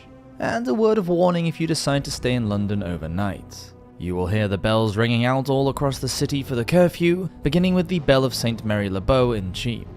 This happens around 9 PM in the summer, but much earlier in the winter, sometimes as early as 4 PM. Now, these city gates are closed and everyone has to be indoors. If you are caught outside after the bells have rung, you will find yourself in a heap of trouble. In 1301, 3 apprentices had been out drinking and missed the curfew. On returning to the house of their master, they were unable to get in and had to sleep in the shed. When the watch found them, they beat them so badly that one of the men died.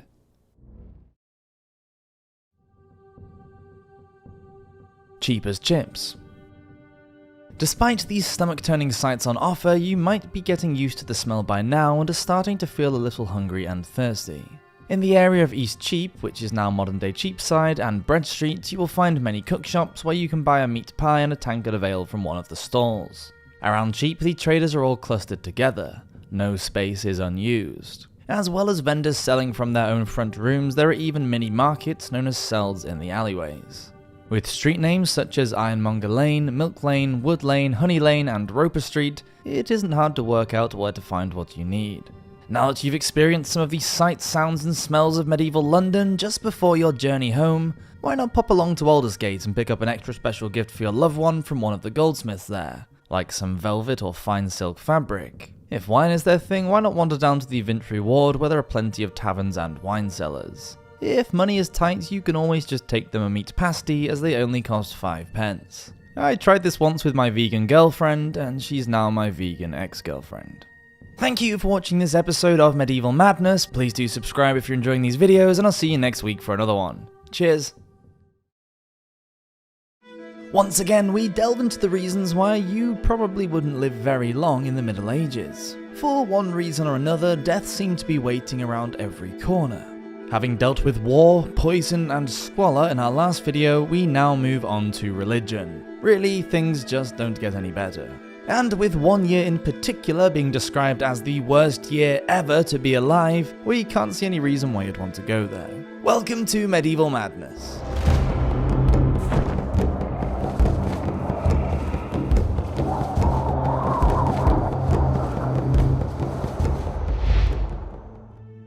Power to the people. After the fall of the Roman Empire, people in the West were pretty much left to sort things out for themselves. With attacks from Goths and Saxons as well as political infighting by the end of the 5th century, the Western Empire was in pieces, although the Eastern or Byzantine Empire survived for many centuries after. Citizens who had once had the protection of Rome were now at the mercy of invading barbarian hordes. In Britain, the German Saxon warriors were invading from the southeast coast. The Utes arrived from Jutland, now modern-day Denmark, and the Angles from southwest Jutland. Some historians believe that the incoming Germanic tribes practically wiped out the British natives. Anyway, by the time of William the Conqueror's invasion, there had already been much fun and fighting. William was already Duke of Normandy, and having met with his childless cousin, the English King Edward the Confessor, William was expecting to inherit the English throne. However, upon Edward's death in 1066, his brother-in-law took the crown for himself. Needless to say, William wasn't best pleased and it all kicked off. The Normans invaded, Harold was killed at the Battle of Hastings, and William was crowned king. In the northern regions of England, however, the people were not happy. They continued to resist, and by the spring of 1069, the Cathedral of York Minster was completely laid waste and burned down. The north had been subjected to wave upon wave of violence. William ordered his men into the countryside to destroy everything, burn crops, and slaughter livestock. In the following months, thousands died in what became known as the Harrying of the North. More than 100,000 Christian folk perished of hunger, reduced to eating dogs, cats, horses, and one another as they turned to cannibalism in their desperation. It was written that before long, no one was left in the small villages of the region. It took 9 years for people to start moving back, and in 1086, the Domesday Book, William's Great Survey of England and Wales, described 1/3 of northern England as being, quote, an uninhabitable wasteland. Vicious Vikings. As if that wasn't enough, what about the Vikings? We can't really get through a video about the Middle Ages without mentioning the Vikings. It was their sacking of the monastery on the island of Lindisfarne that ushered in the Viking Age in 793, when the church was, quote, spattered with blood of the priests of God, and the pagans, quote, trampled on the bodies of saints in the temple of God like dung in the street. What followed was 250 years of Scandinavian armies raiding whole kingdoms in England and across the rest of Europe from Russia to France, supposedly killing anyone that moved. No one actually knows to what extent the Vikings used violence, although one historian has compared the viciousness of their atrocities to that of the SS in Poland during the Second World War. Losing your religion. The medieval church was pretty hot on dealing with people who didn't agree with its teachings, and anybody who did deviate from the path was likely to find themselves on the receiving end of a flogging or even an execution. The religious freedom that is enjoyed in the West today was not really a thing back then. Anyone who dared to question the Catholic Church with its vast power and wealth was a heretic and dealt with accordingly. The Cathars had thousands of followers in southern France and Italy during the 12th century. They refused to accept the church's belief in the Holy Trinity, believing in two gods instead, one good and one evil.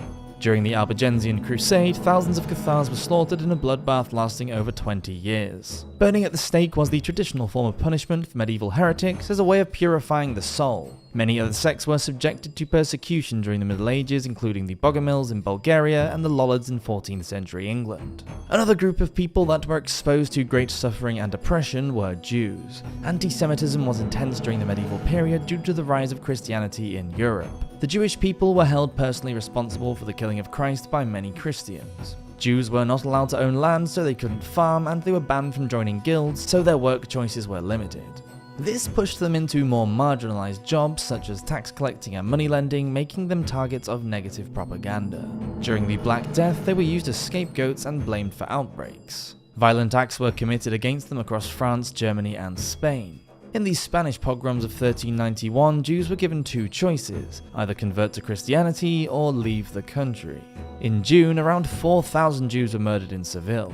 This pattern continued across Spain through 70 other towns and cities. In 1290, English Jews were banished from the country. In 1396, 100,000 Jews were expelled from France, and in 1492, thousands were exiled from Austria. In medieval Europe, you were either a good Catholic or you weren't, and those that weren't usually died for their beliefs. 'Tis the times plague when madmen led the blind. Most people think about the Black Death when they think about the plague, but it had been around long before then. The Plague of Justinian was named after the Roman emperor who began his reign in 527. For almost a year, the disease had hung around the outer provinces before it reached Constantinople in 542. Then it just spread out over the Mediterranean trade routes in wave after wave for 225 years, until it finally disappeared in the middle of the 8th century. Chances of survival were low, as it's estimated that between a quarter to half of the population died in the empire. That's 25 to 100 million people. The probability of surviving the outbreak of the bubonic plague that began in October of 1347 wasn't much better. The disease swept north and west across Europe, reaching Britain in 1348, where it wiped out 70% of the inhabitants. One chronicler said that there were hardly enough living people to bury the dead. What started out as a headache and a high temperature soon progressed into black swellings or buboes under the armpit and in the groin. For some, they were the size of small eggs, for others the size of an apple. The lucky ones died within 12 hours. Those more unfortunate lingered on in agony, bleeding internally for several days. There was no known cure. Understandably, people were terrified and believed that God had abandoned them and that they were being punished by his wrath. Chaos ensued as many fled, leaving behind family members to their fate. Sometimes parents even deserted their own children. It took the world 200 years to recover to 1340s levels, and the plague has never really gone away. We have a much better chance of survival now with modern antibiotics, although it should be said that diseases are mutating and becoming immune to our medicine's effects. Bon voyage. The church encouraged every good Christian to go on a pilgrimage. People felt compelled to glorify God in great cathedrals such as Canterbury in England or Santiago de Compostela in Spain, or just to see a relic in person. Some shrines were thought to have healing powers and were an obvious draw for the afflicted. Other medievals wanted to ask forgiveness for some transgressions they had committed. It was travelling to these holy shrines that was the problem. If a place of safety like a local monastery could not be found for an overnight stay, then sleeping out in the open might be the only option. With wild animals and some seriously dodgy people lurking about, this was a dangerous idea. In England, murder was 10 times more common in the Middle Ages than it is today, and 46% of all deaths that occurred in males over the age of 15 were caused by violence. Some pilgrims travelled long distances to get a little closer to God and undertook a journey to the Holy Land. Even with the Knights Templars there to protect them, the journey was incredibly dangerous, and it could take longer than a year to travel from Western Europe. Many obstacles had to be overcome, including the chance of shipwreck, robbers, and traversing across plague-infested areas, and then once you had paid your respects there, you had to turn around and make the return trip back. No wonder wealthy people just paid for someone else to go on the pilgrimage for them. Bad medicine. With no antibiotics, modern surgery, or cancer treatments, getting sick in the Middle Ages sucked. Nobody knew about germs and hand washing. Doctors even used astrological charts and urine testing to diagnose conditions. Bloodletting became the go-to treatment for all sorts of conditions in medieval Europe, everything from gout to smallpox, headaches to plague. But it wasn't just doctors who treated the afflicted. Most people found themselves at the barbers for their treatment. Barbers offered a range of services including bloodletting, dentistry, cupping, lancing, and even amputations, as well as a haircut and a shave, of course. In bloodletting, a vein or artery was nicked in the arm or neck, and the bad blood was drained away to balance the humours. Leeches were also used to achieve the same result. Some practitioners believed that the process wasn't working if the patient didn't pass out, and many bled to death. It was a mad world. According to research, the mid-6th century was one of the worst periods of history for Europeans to ever be alive. Beginning in 535 for 18 months, quote, "The sun gave forth its light without brightness like the moon." It's thought that these events were caused by one or more volcanic eruptions when noxious fumes and ash were thrown out into the atmosphere. This extreme weather caused famines across the Middle East and Europe, the likes of which had never been recorded before. No heat from the sun meant that temperatures plummeted and snow fell in China during the summer. Crops failed and people starved.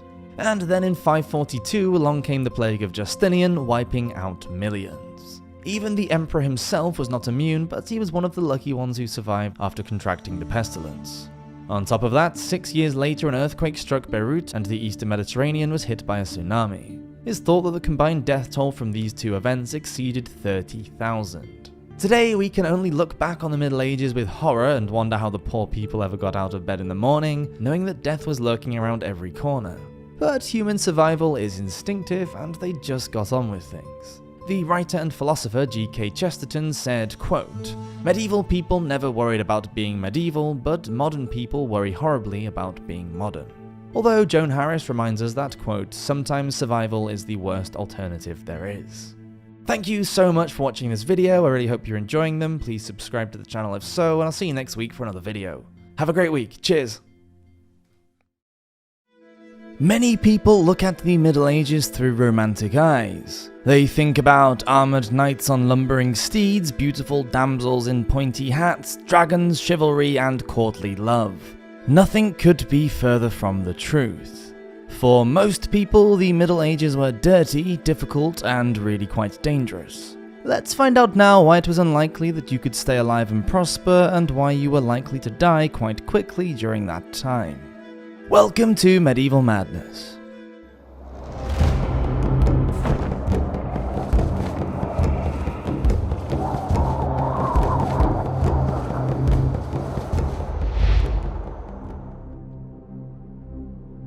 Communication, or the lack of it.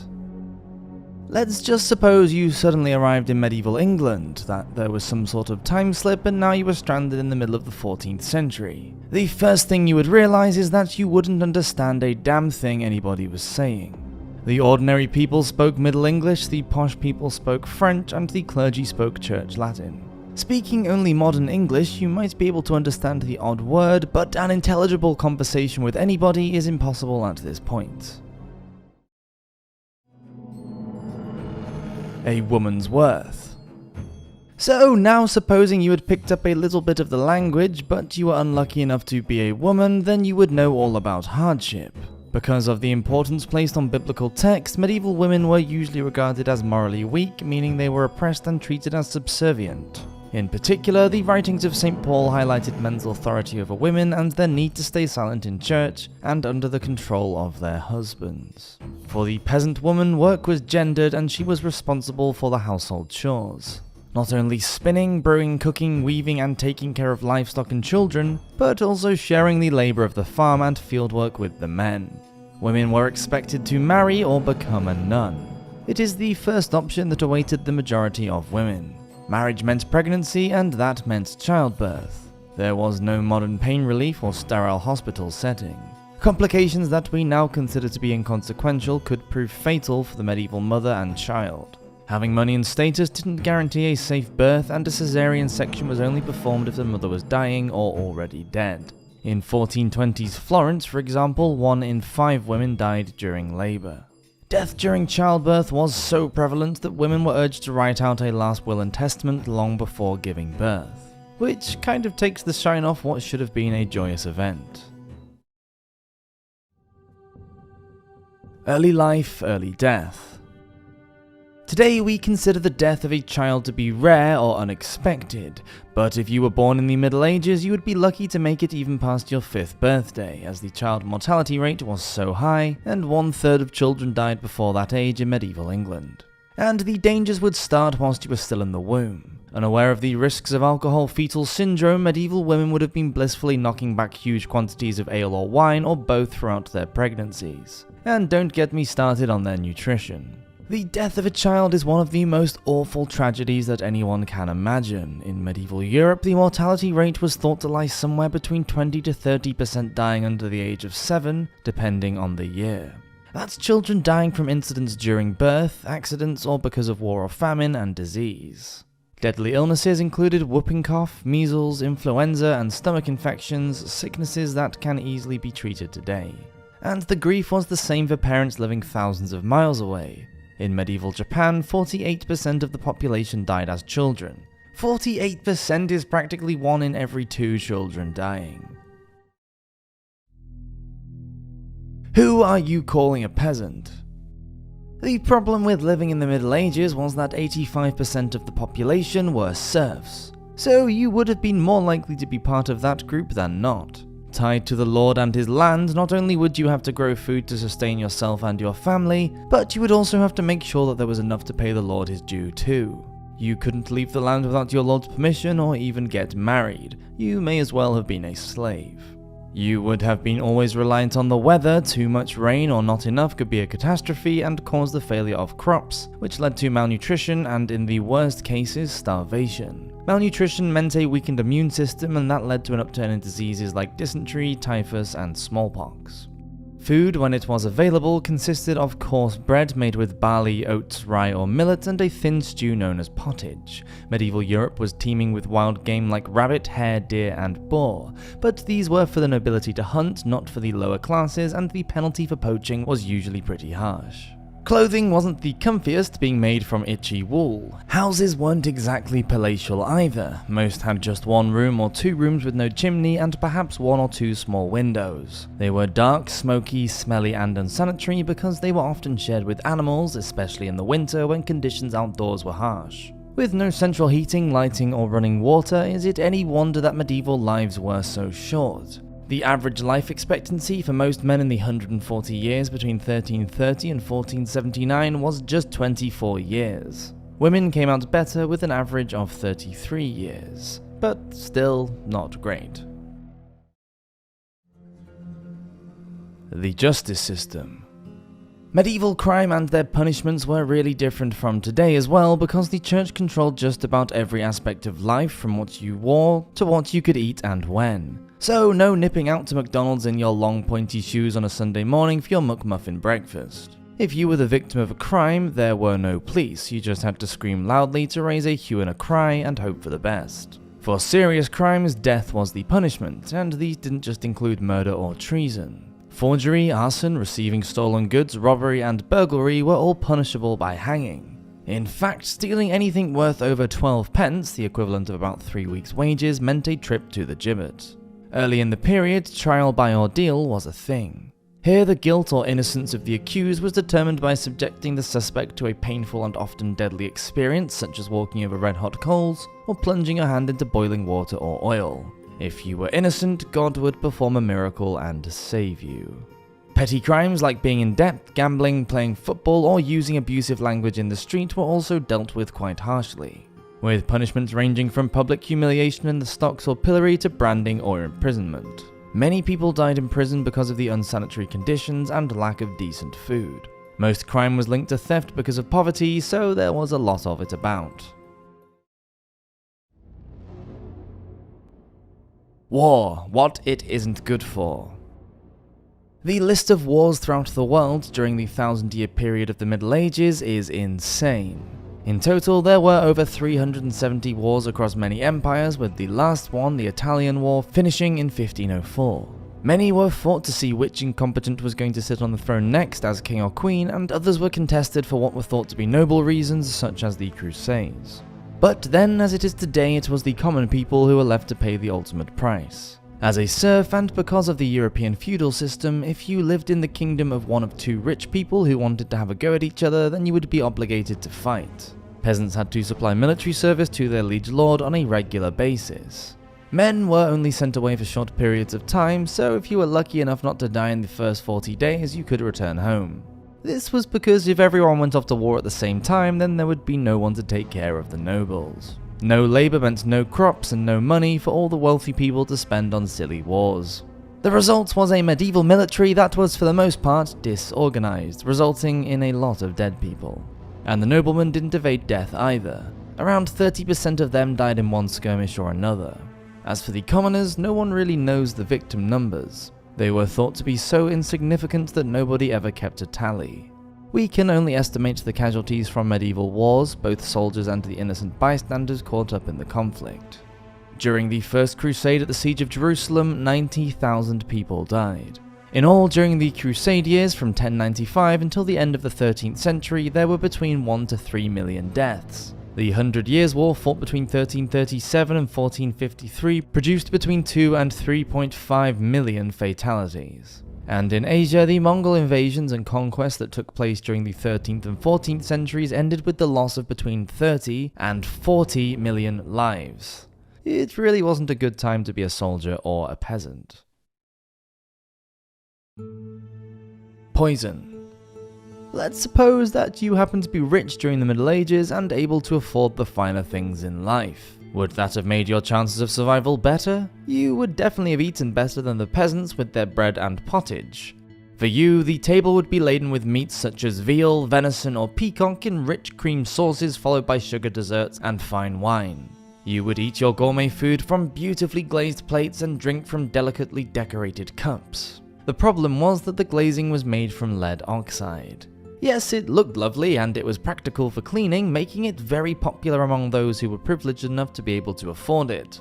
But when salty or acidic food was served on glazed plates or kept in glazed pots, it caused the coating to dissolve and the lead was absorbed into the food. Lead is a poisonous heavy metal which collects in the human body over time. Acute poisoning can attack the nervous system and cause headaches, abdominal pain, and infertility. Chronic poisoning may lead to seizures, coma, and death. Because children are still growing, the effects on them can be devastating and affect their ability to learn. Medieval skeletons from cemeteries in more affluent urban areas of Germany and Denmark have shown that people had lead levels well above normal. Lead was also present in stained glass windows, coins, and on roof tiles. Rainwater was often collected from roofs for drinking, and this could have been another source of the poisoning. Bread was the main food staple for the medievals. Often the rye used to make bread would become infected with a fungus called Claviceps purpurea. This caused an infection in humans which was called St. Anthony's fire. There were many outbreaks throughout the Middle Ages which caused tens of thousands of people to die and millions more to become sick. What we now know as ergot poisoning caused hallucinations, muscle cramps, nausea, insomnia, and sores. In extreme cases, when left untreated, the blood flow to an infected person's hands and feet is restricted, causing burning pains. Gangrene can set in and fingers, toes, hands, and feet can turn black and drop off. Some historians believe it is ergot poisoning that is responsible for some of the dancing epidemics that occurred between the 14th and 17th centuries. These epidemics involved groups of people, sometimes thousands at a time, dancing erratically in the streets until they collapsed from exhaustion and/or injury. Thank you for watching this episode of Medieval Madness. Please subscribe if you enjoy these videos, and I'll see you next week for another one. Have a great week. Cheers! Just suppose you could travel back in time and experience life as a medieval. Maybe go back to the Middle Ages and live there in England as an adult. Now, I know you're wondering why the hell would I want to do that, but just bear with me, it's quite interesting. How would you survive? What would you eat or wear? Where would you work? How would you avoid getting into trouble with the church and the authorities? Let's journey back through time now and experience the past through the eyes of a medieval time traveler. Welcome to Medieval Madness.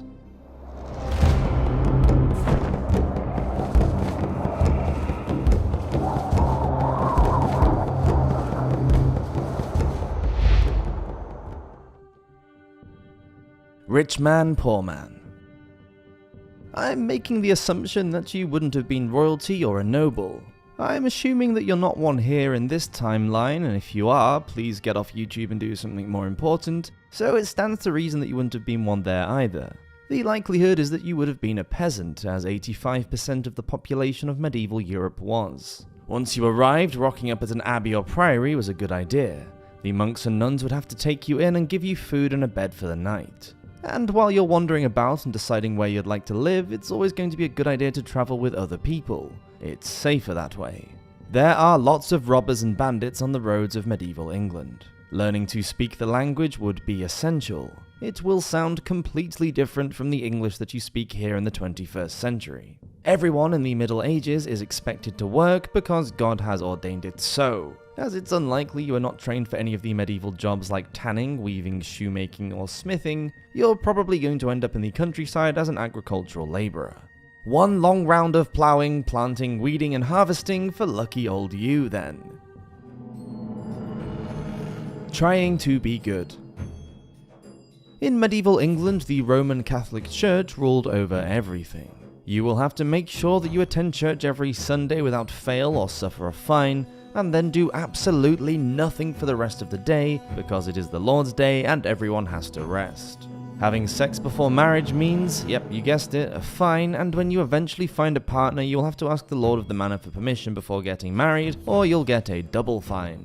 Although you don't need a church service to get married, a simple exchange of vows is enough, followed by consummation. Now, according to church law, you and your partner can only have sex for procreation, not for enjoyment. So it must be done in the missionary position and after dark because you're not allowed to see one another naked. You can't have sex on fasting days or if your wife is already pregnant. After all, sex is just for making babies, so there is no need to be doing it if you've already made one. You would definitely want to be seen as a good Catholic. Messing about with religion here could get you burned at the stake. It would also be a good idea to learn the Lord's Prayer, the Apostles' Creed, and the Hail Mary in Latin as soon as you can. Does my foot look long in this? In medieval society, clothes say a lot about a person. In the 14th century, King Edward III passed sumptuary laws to stop the riffraff from wearing the same clothing as the nobles. How dare they! So you would need to steer away from clothes made with velvet, silk or fur and anything dyed royal blue, purple or crimson.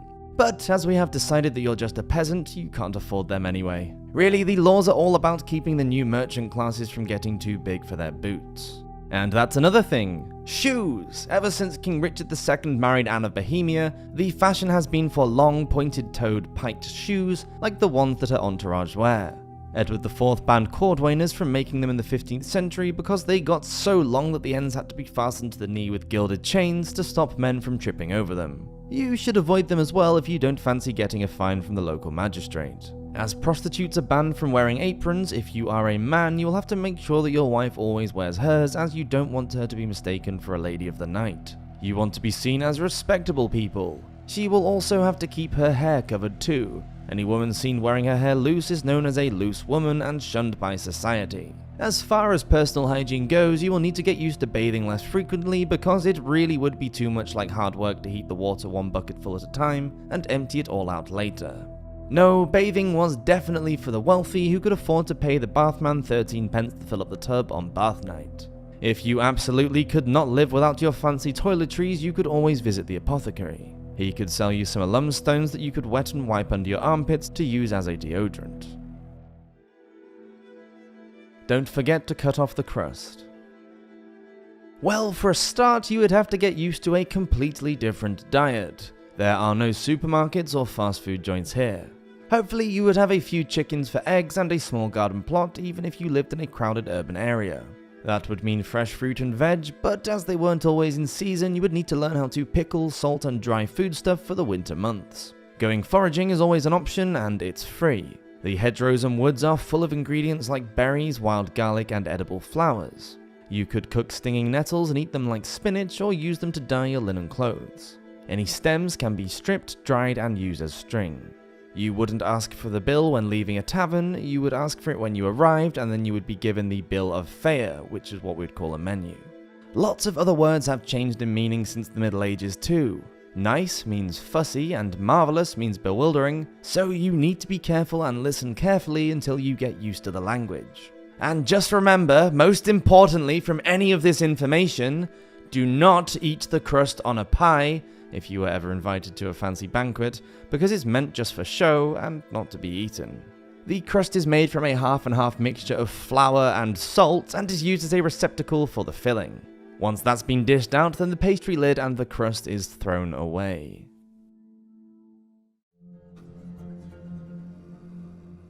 Somebody get me a doctor. You had better hope that you're fit and well before you set off on your medieval adventure. Medical practices in the Middle Ages left a lot to be desired. Making sure that you're up to date with all of your vaccinations and having a checkup at the dentist is probably a good idea too. If you are unlucky enough to be dropped into 1348, the year of the Black Death, at least you would know that it's better to get out of the crowded, unhygienic and stinky populated areas to avoid the infection and get away from those fleas. Arriving in the 14th century healthy and well nourished would also give you a better chance of survival when fending off diseases like typhus, diphtheria, dysentery, smallpox and leprosy. And this is where I would really struggle. Getting used to creepy crawlies is very important. Those bedbugs, fleas and lice are going to be everywhere, so finding out how to use flowers like fleabane and lavender is going to help. You had also better hope that you don't get seriously injured. There are no antibiotics, and even a small cut could quickly get infected, leading to sepsis and death. There will be parasites to contend with as well, because human waste is used as fertilizer, and roundworm and tapeworm eggs are often passed on as they survive in the soil. Ergo, poisoning from mold on crops is another problem to avoid. This causes convulsions, hallucinations, and psychosis. Let's face it, you were stupid enough to go time traveling to the Middle Ages in the first place, so dying in a state of mad hysteria probably isn't going to make much difference. War on war. If a Plantagenet king is on the throne, then you can bet that England is at war. It's usually with the French, but sometimes the Welsh and the Scots are challengers too. It's probably best to keep out of it and not get involved if you can. Practicing to shoot the longbow is compulsory for any male between the ages of 12 and 60. Already being an adult means you are at a disadvantage as you haven't had a chance to build up your shooting muscles. I suppose you could join the men at war instead, although you will have to learn to ride. So maybe you could be a foot soldier with a 6-foot pike and a small shield. If the local lord summons his tenants to serve, you really won't have any choice but to go to war. And if you did survive the violent and bloody battle without being killed, but you were maimed, you would end up begging on the streets because you wouldn't be able to work anymore. Breaking the law. Because of the high levels of poverty, theft would be a major problem, but you wouldn't have to worry about pickpockets because pockets haven't even been invented yet. But there are plenty of cut purses about, so just make sure that you keep your purse hidden under your clothes and out of sight. Now, if you were stupid enough to become involved in criminal activity, which wouldn't be a good idea because medieval punishments are grim even for the slightest transgression, but let's just suppose you did and then you were even more stupid and got caught. You could always become an approver and snitch on 10 other men to get yourself a pardon. It didn't really matter whether they were with you when you committed the crime as long as they were tried and condemned in court. It would be a good way for you to get rid of anybody that you didn't really like your big-headed brother-in-law or your nosy neighbor. If any of them were acquitted, then you would have to find some others to accuse. There had to be 10 men to take your place, or there was no deal. Learning a Latin passage from the Bible off by heart is another way to get yourself out of trouble. Most peasants couldn't read, but men of the cloth could. Trained clerics could read Latin and could only be tried by the church, who could not pass a sentence of death even for murder. So being able to pass yourself off as a member of the clergy by reading the Bible will likely get you off the hook. It's always the same passage that is required, the first verse of Psalm 51. O loving God, have mercy, have pity upon my transgression. Being able to read this has saved so many men from hanging that it's known as the neck verse. So, being a traveller in time to the Middle Ages, you need to get used to the dirt, the stench, the parasites, the disease, the enforced religion, the back-breaking work, and the never-ending wars. Or just give it a miss and subscribe to our channel. Thank you ever so much for watching, I hope you all have an amazing week, and I'll see you next Friday for another video. Cheers! Menstruation is a milestone in the life of any girl or woman, a biological phenomenon that changes her body and her social standing. But what about women who lived during the Middle Ages? Knowing what we do about medieval hygiene, it's hard not to feel sympathy for them without the convenience of modern pads and tampons. Did they understand what was happening to their bodies during their period? What sort of sanitary products and pain relief did they use? Why did the medievals believe that menstrual blood was poisonous and could trigger some quite shocking magical feats? And most importantly, why were medieval women wearing pouches filled with the ashes of burnt toads? Welcome to Medieval Madness.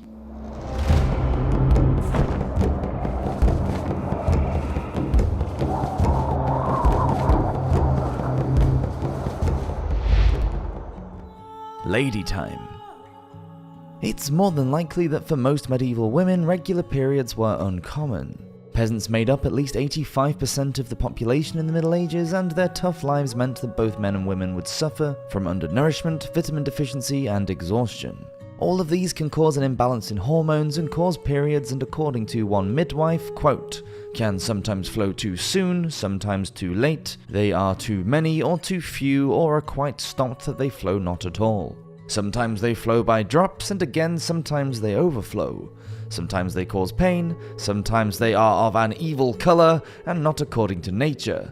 Sometimes they are voided not by the womb, but some other way. Sometimes strange things are sent forth from the womb. This, along with having more children and breastfeeding them, which blocks menstruation and reaching menopause much earlier than we do now, meant that medieval women had far fewer periods to put up with than modern women.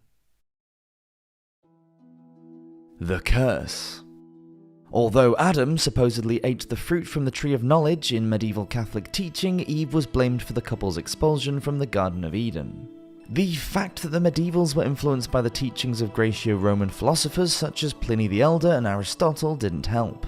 Pliny believes that coming into contact with menstrual blood could, quote, turn new wine sour, crops touched by it became barren, grafts die, seeds in gardens dry up, the fruit falls off trees, steel edges blunt, and the gleam of ivory is dulled, bees die in their hives, even bronze and iron are at once seized by rust, and a horrible smell fills the air.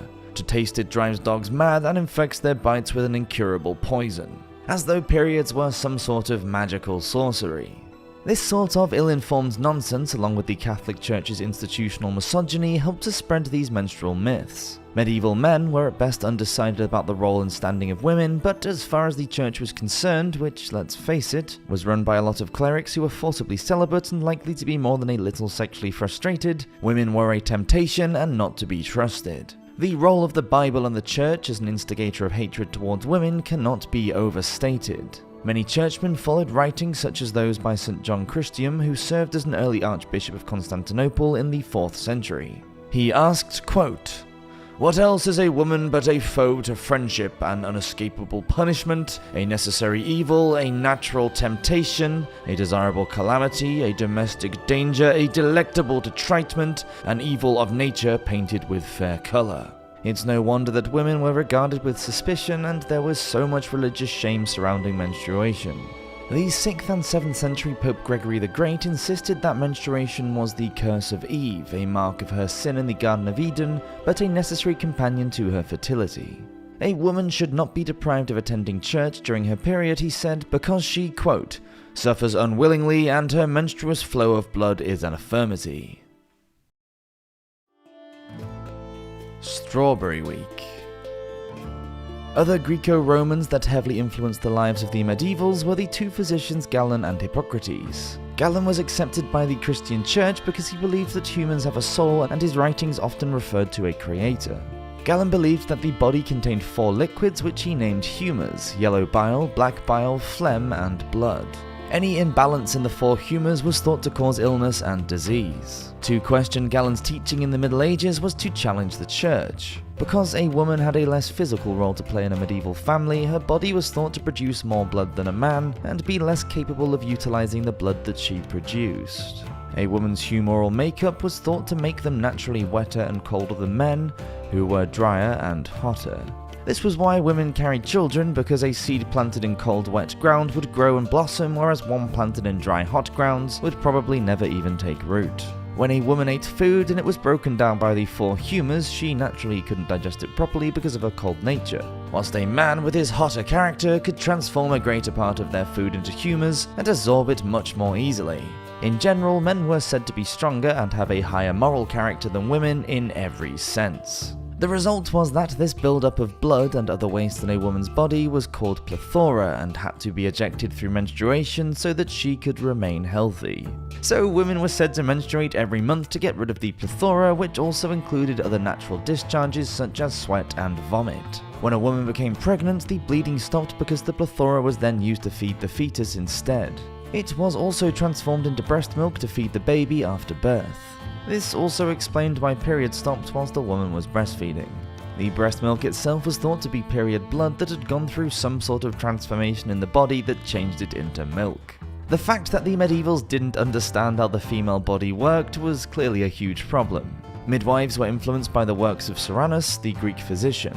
He wrote a 4-volume treatise on gynecology that accurately described a woman's reproductive system. Nevertheless, it was through the teachings of Hippocrates that the medievals believed that the womb was divided up into 7 cells, with 3 male cells on the right and 3 female cells on the left. The middle cell was for a wasted egg or where a hermaphrodite child might grow. On the rag. Period cramps were thought to be divine punishment for the original sin committed by Eve. Apparently, God wanted to make sure that every little painful cramp hit home. This meant that pain relief was hardly ever offered, although women did make their own herbal remedies. Burning a toad and then wearing the ashes in a pouch either around the waist or neck was thought to ease cramps and stem a heavy flow.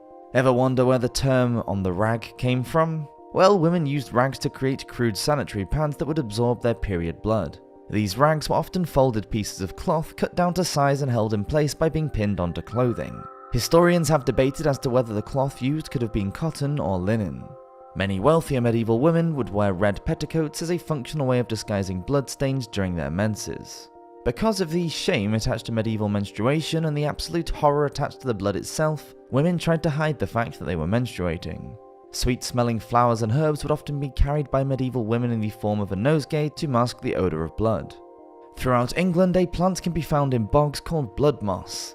It is super absorbent and was used on the battlefield to staunch the flow of bleeding wounds. Its availability and absorbency made it a perfect material to use during the time of the monthly visitor. On the other side of the world, Chinese women were approaching the problem in a similar way, but instead of stuffing their rags with moss, they were using sand. Once the sand was soaked through, it was thrown away, the cloth was washed and then reused again for future periods. Aunt Flo. During the 13th century, the writings of many physicians and theologians brought up ancient arguments about menstrual bleeding as something that was, quote, polluting and impure. It was said that having intercourse whilst the woman was having her period was dangerous and harmful to the man and any child that was conceived at this time. Female genitalia didn't even have a name, and her anatomy was thought to be an upside-down, half-finished mirror image of a man's genitalia. These men clearly had no idea how the female reproductive system worked, and obviously, in knowing nothing about it, they feared it and made up stories about it that were far removed from reality. In one verse of the Bible, a false idol is compared to a monstrous or menstrual cloth that is filthy and needs to be cast away. This helped to link the image of menstrual blood as a pollutant that contained the body's toxins and excesses. Results of sex during the time of the menses could result in damage to the penis or the man becoming infected with leprosy or epilepsy. There seem to be many excuses used for the prohibition of sexual intercourses during the Middle Ages. She can't have sex because she's on her period or breastfeeding, you can't have sex because it's Lent or Easter or Sunday. Possibly a case of all the churchmen thinking, I'm not getting any, so nobody else should either. Any birth of a sick or malformed baby was used as an excuse to reinforce the link between menstrual blood and the corruption of a fetus. Even moles and growths were linked to menstrual blood. Surfing the Crimson Wave. How women in the Middle Ages coped with the inconvenience of periods is actually a bit of a mystery. Women's experiences of menstruation were just not written about, and any coping methods such as pain remedies and ideas about sanitary protection were probably just shared between women and passed down verbally. It would seem that the claims of many so-called medieval learned men about the toxic nature of menstrual blood have still not left us today. Later writings speak of how women should not look in a mirror while on her period for fear that it might crack, or walk on the grass during her menses for fear of it dying. And although opinions are slowly changing, we have inherited the Middle Ages idea that periods and the sanitary protection needed to deal with them are still an embarrassing and taboo subject for many. Thank you for watching this episode of Medieval Madness. Please do subscribe if you're enjoying these videos, and I'll see you next week for another one. Have a great week. Cheers! What would the medievals want with a burnt owl, a chopped up cat, or dove feces? How do you help a bald man with gout? Or a woman with, quote, blocked menses? If they weren't too complicated, most medicines in the Middle Ages were homemade. Many were quite practical, and most of the ingredients make sense to us because they are still recognizable today. Others are just downright freaky. Welcome to Medieval Madness.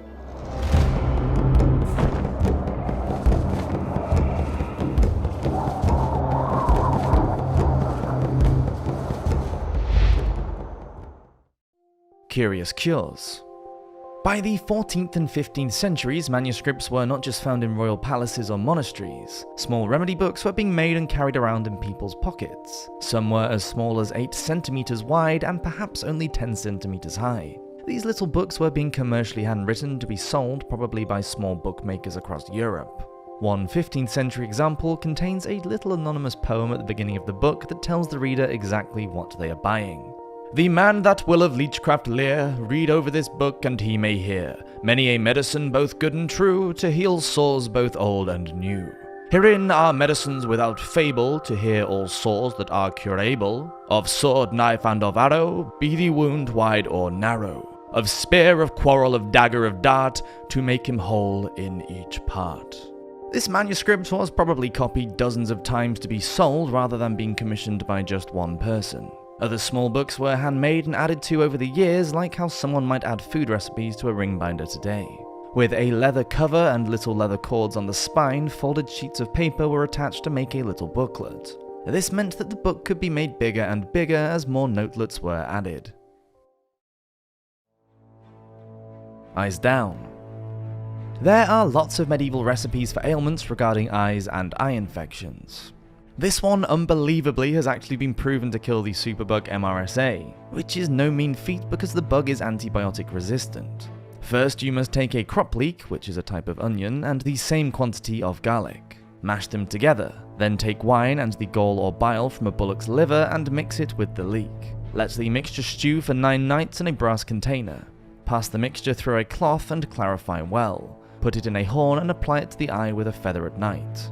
The next eye recipe comes from Bold's Leech Book. This medical textbook was written in 2 parts, in Latin and in Old English, and is thought to have been compiled in the middle of the 10th century. The title doesn't refer to leeches, although they were used a lot in medieval medicine. Translated from Old English, it actually means a book of medical prescriptions. At the end of the second book, a Latin verse states that Bold owns this book, hence the name. For cataracts, or mistiness or web of the eyes, smear the liver secretions from a raw hare's liver on your face, or if that doesn't take your fancy, why not burn periwinkles to ash and mix it with bumblebee honey, then rub directly onto the eye. If there are no periwinkles around, you could use, quote, the fatty parts of all river fishes melted in the sun instead. If the problem is swelling of the eyes, then you could catch a live crab and cut out its eyes and then hang them around your neck. But don't forget to return the blind crab back to the water first. A recipe for happiness.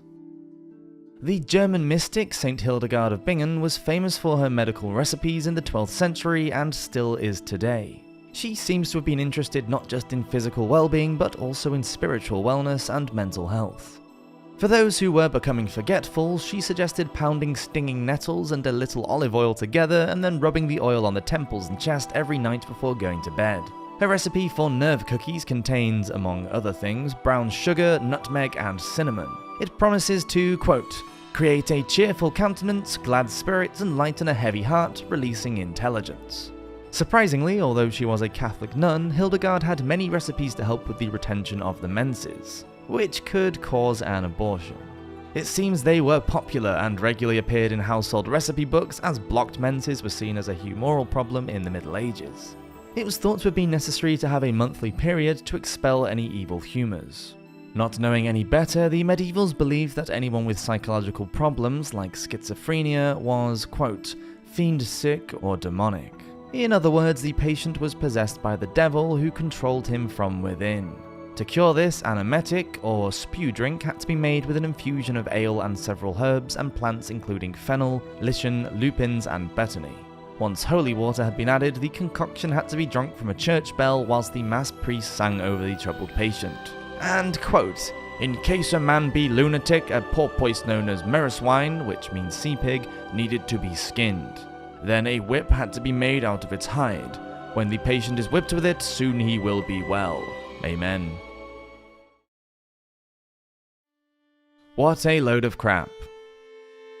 Animal dung seems to play a huge part in medieval curses. One remedy for tonsillitis or a sore throat recommends taking a white thost, drying it out and crumbling it to a powder before mixing it with honey and rubbing it onto the sufferer's neck. A white thost was another word for a lump of white dog poop. In order to guarantee whiteness, the dog must gnaw a bone ere he droppeth the thost, otherwise the cure wouldn't work. Dung and honey also feature in a recipe for joint pain. This time it's dove's dung and a goat's turd that need to be ground and mixed up with the sweet liquid before being rubbed on the affected area. But it's horse's, quote, tord, that is dried by the sun or in fire and crumbled to dust before being put in a linen cloth and tied around a wound to stop the bleeding. Whereas what is claimed to be a good wound salve uses cow dung and other ingredients to make a batter to smear on, and goose dung is used in an ointment for lung disease. Goat excrement was a main ingredient for burnt ointment, along with wheat stalks and butter. They needed to be mixed together and heated over a fire before being applied to the skin. If you mix some sheep's dung with a hen's egg in a bowl full of ale, that could cure a spider bite. Good luck getting the patient to drink it though. Or why not, quote, mingle a turd of an old swine, which be a field goer with old lard, and smear it on a sore shoulder. Snips, snails, and puppy dog tails. As well as their feces, the animals themselves were also popular ingredients. One recipe involves, quote, taking an earthworm and rubbing it thoroughly fine, adding vinegar to bind it and smear within. That will be a good wound salve. For snake bites, a black snail, known to us just as a plain old slug, should be washed in holy water before the patient drinks it, whereas warts can be removed with a mixture of mouse blood and dog urine. Baldness could be cured with a mixture of burned bees and willow leaves, and for the man who tended to overdrink himself, he could try eating 5 slices of roasted pig lung of an evening. Curing, quote, womb wark and pain in the fatty part of the belly involved catching a dung beetle with thy 2 hands. And after waving him about for a bit and chanting, I make a remedy for thy stomach pain, throwing him away over your back. But you must make sure not to turn around and look at him. By doing this, not only could you cure your own stomachache, but you could also cure others by laying your hands on their belly, at least for the next 12 months anyway. There's a cure for gout, which I'm sorry to inform any of my fellow animal lovers out there. Gout is a very painful swelling of the joints. Today it would be treated with anti-inflammatories, steroids, and a change of diet. In the Middle Ages, you would first need to find an owl before treatment could start. Then, quote, take the owl and pluck it clean and open it, clean it and salt it. Put it in a new pot and cover it with a stone and put it in an oven and let it stand till it be burnt. And then pound it with boar's grease and anoint the gout therewith. Disturbingly, another cure for bone ache, as gout was commonly called, was, quote, to take in the month of May a handful or 2 of sage royal and a great quantity of blackened snails and a quantity of boar's grease. Then take a fat dog whelp suckling upon his dam, so a tiny puppy who is still feeding from his mother, and strip him out of his skin and take his spleen and liver out of his belly and make his belly clean as you can. And then put the snails, the sage, and the boar's grease into the belly of the whelp and prick it fast. This means stitching the belly closed. Then put the whelp upon a spit and let him be roast as long as he will drop, and receive the dropping in a clean vessel. And when he will drop no more, take him off the spit and chop him all into pieces. And then with a little more boar's grease, frying him as dry as you can, and as much moist as you can get of that put into the dropping, and then put it into a glass, and it will look like a green salve, and therewith anoint the patient any time of year when it is needed. There is another very similar recipe that recommends the use of a tomcat rather than a puppy. These medieval recipes provide a detailed and sometimes horribly cruel to animals insight into the medical culture during the Middle Ages. And the recipes remind us of what it was like to live in a precarious and superstitious world without antiseptics, antibiotics, vaccines, and painkillers. Each recipe gives us a little glimpse of the real human stories of the medievals and their fight to live a healthy life free from illness. Some of the most tragic and touching remedies are those that show the dreams and disappointments of life in the Middle Ages, such as a recipe to know whether a pregnant woman carries a boy or a girl, or one to make a man and woman get children, and sadly another that shows how to deliver a woman of a dead child. Thank you for watching this episode of Medieval Madness. Please hit that subscribe button and the bell notification if you haven't already, and I'll see you next week for another video. Hope you have a fantastic week. Cheers! At what age was someone considered to be old in the Middle Ages? Did greying hair automatically guarantee respect from the younger generation? Were medievals afraid of becoming old with all of its infirmities, or were they happy to live such a great age when death was everywhere? Let's travel back in time now and discuss cougars, flying monks, fat children, and their urine. Welcome to Medieval Madness.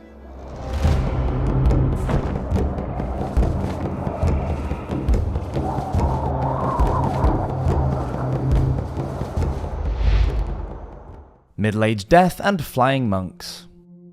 If we look at the work of historian Georges Minoy regarding the data he collected from the 5th century of the men and women who survived childhood, the average age of death for a man was 44 years, and for a woman was just 34 years. His records taken from the 9th century of some 300 serfs at the Abbey of St. Victor in Marseille show that only 11% of poor peasants were aged over 60. Alongside this research, the early medieval cemeteries that have been unearthed across northern Europe point towards the lives of adults being considerably shorter for both men and women than in later centuries. So it's probably true that for the medieval common people, living above the age of 50 was unusual. For other, more privileged medievals, living a long life wasn't as common as we might think. There are records of quite a few esteemed figures who lived well past their 60s, like King Edward the Confessor, who was aged somewhere between 60 and 63 when he died in 1066. Hildegard of Bingen, the famous writer, composer, and mystic, died in 1179 at the grand old age of 81, a great innings even by today's standards. The famous flying monk, Aylmer of Malmesbury, died not long after the 1066 Battle of Hastings. He was born sometime in the 980s. He was England's first recorded aviator. After attaching wings to both his arms and feet, he launched himself from a high tower and managed to fly a distance of about 200 meters. But unfortunately, he fell to the ground and broke both of his legs, which left him lame for the rest of his life. Aylmer witnessed Halley's Comet in 989 and its return in 1066. Judging that he had to be at least 6 to remember the first event would suggest that he too was well into his 80s before he passed away, and that was with a lifelong disability. It has to be said that most of the elderly people mentioned were clergy who wouldn't have worked hard in the fields every day and were probably lucky enough to have an adequate diet. The Archbishop Theodore of Taurus didn't even arrive in Britain until he was about 65. He became Archbishop of Canterbury a year later in 668 and lived until he was 88. The African abbot Hadrian, who accompanied him, lived well into his 70s. Most of the powerful men who were promoted to the upper levels of the church were nearly always men above the age of 50 anyway. For those who were not as lucky as or as well looked after as the clergy, it seems that in general the medieval experience of getting old was neither enjoyable nor anticipated with any enthusiasm.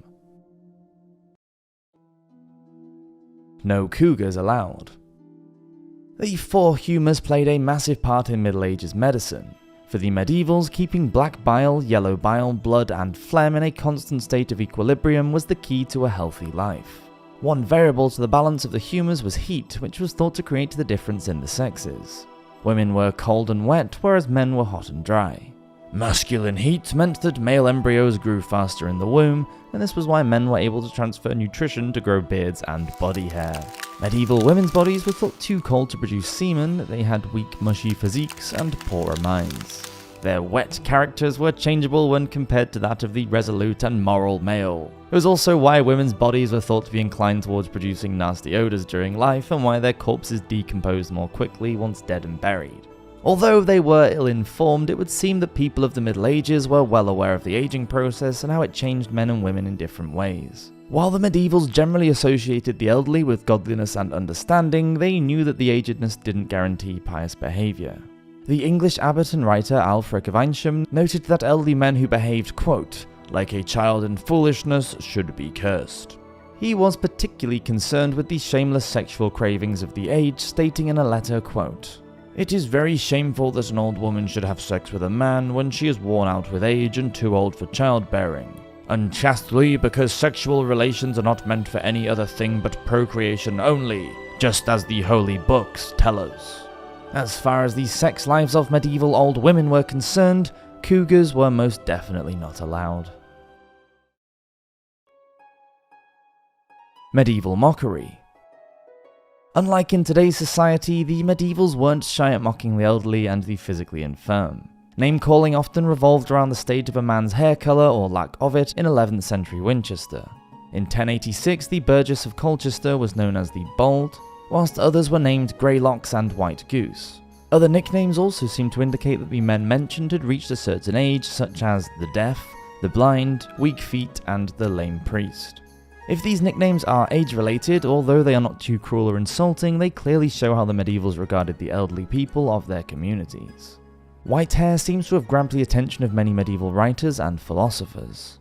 It is often linked to the idea of knowledge, prudence, and a life well lived. St. Augustine believes that those who praise God will have the white hairs of wisdom, whereas the others will see their flesh wither, Except for this whitening of the hair, all other aspects of old age, such as skin aging, were thought to be ugly, and an indicator of the sins committed throughout life.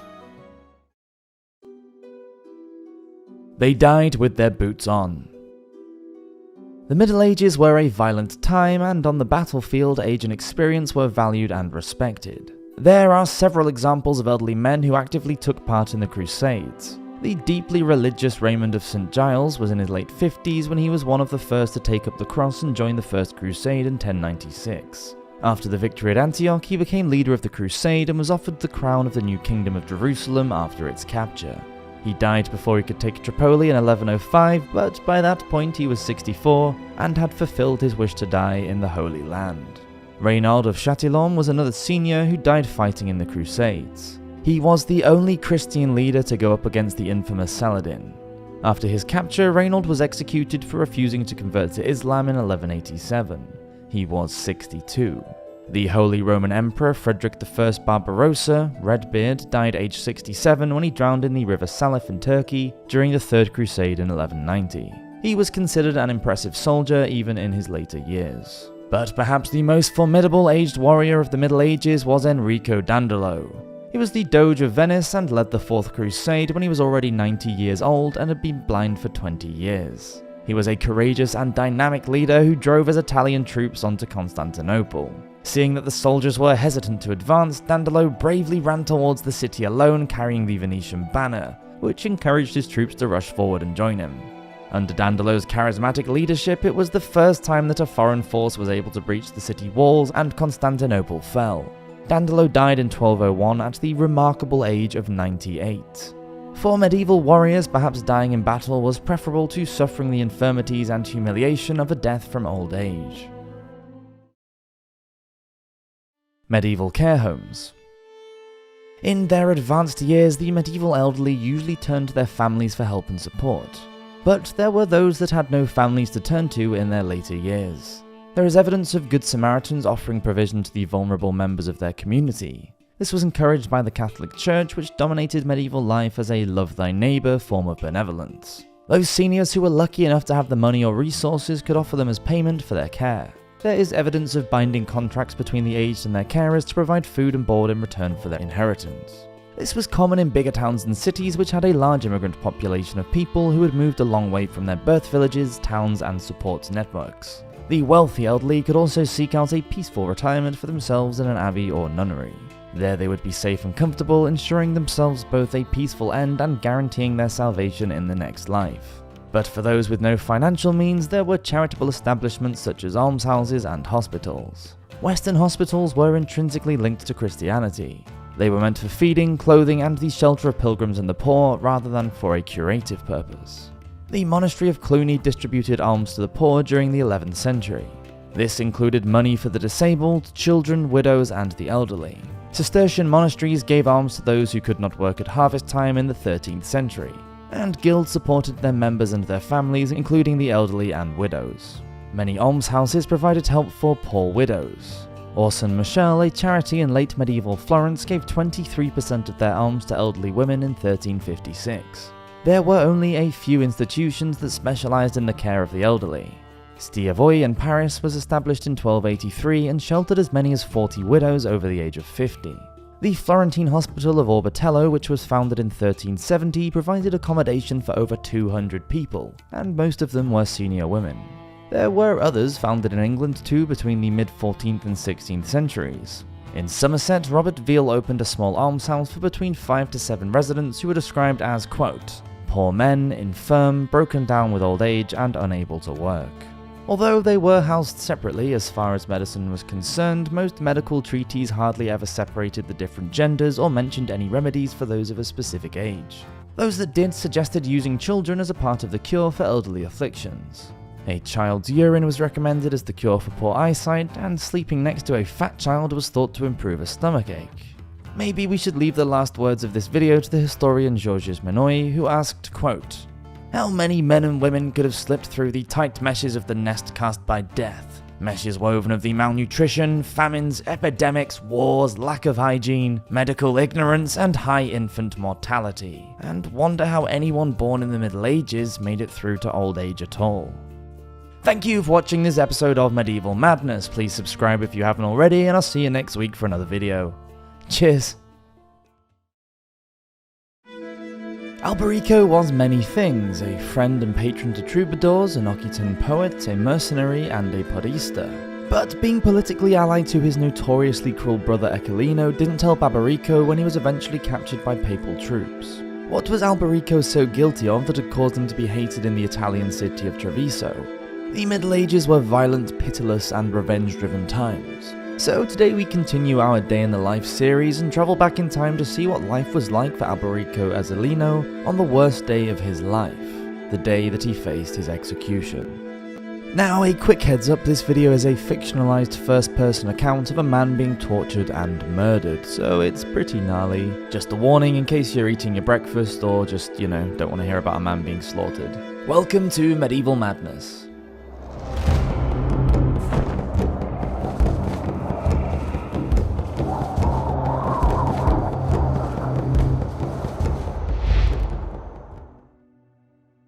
The beginning.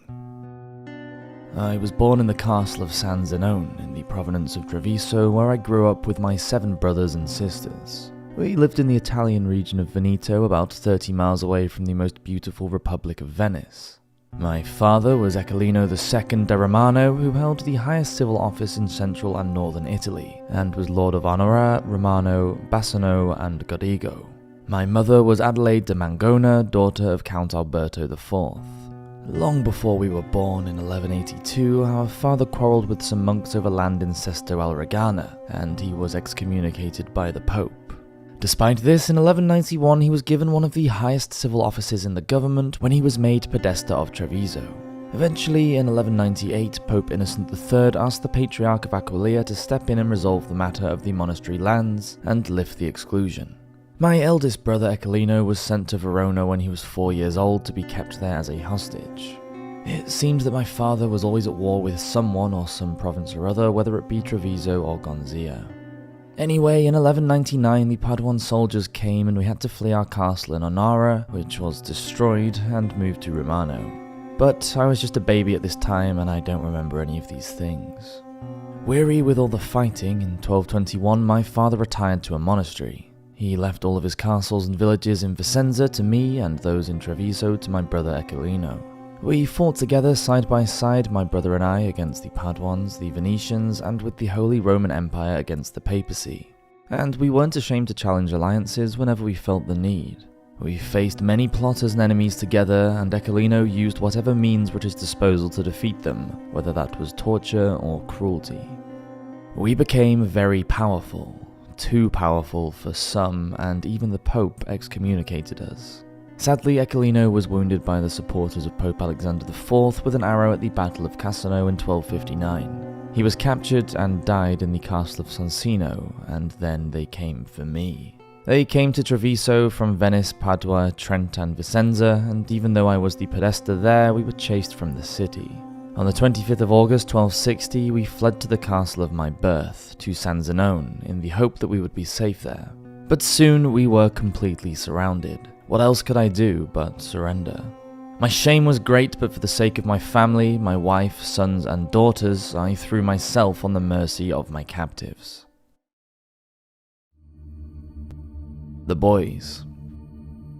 I was put in chains and dragged out into the piazza, with hundreds of people screaming and baying for my blood.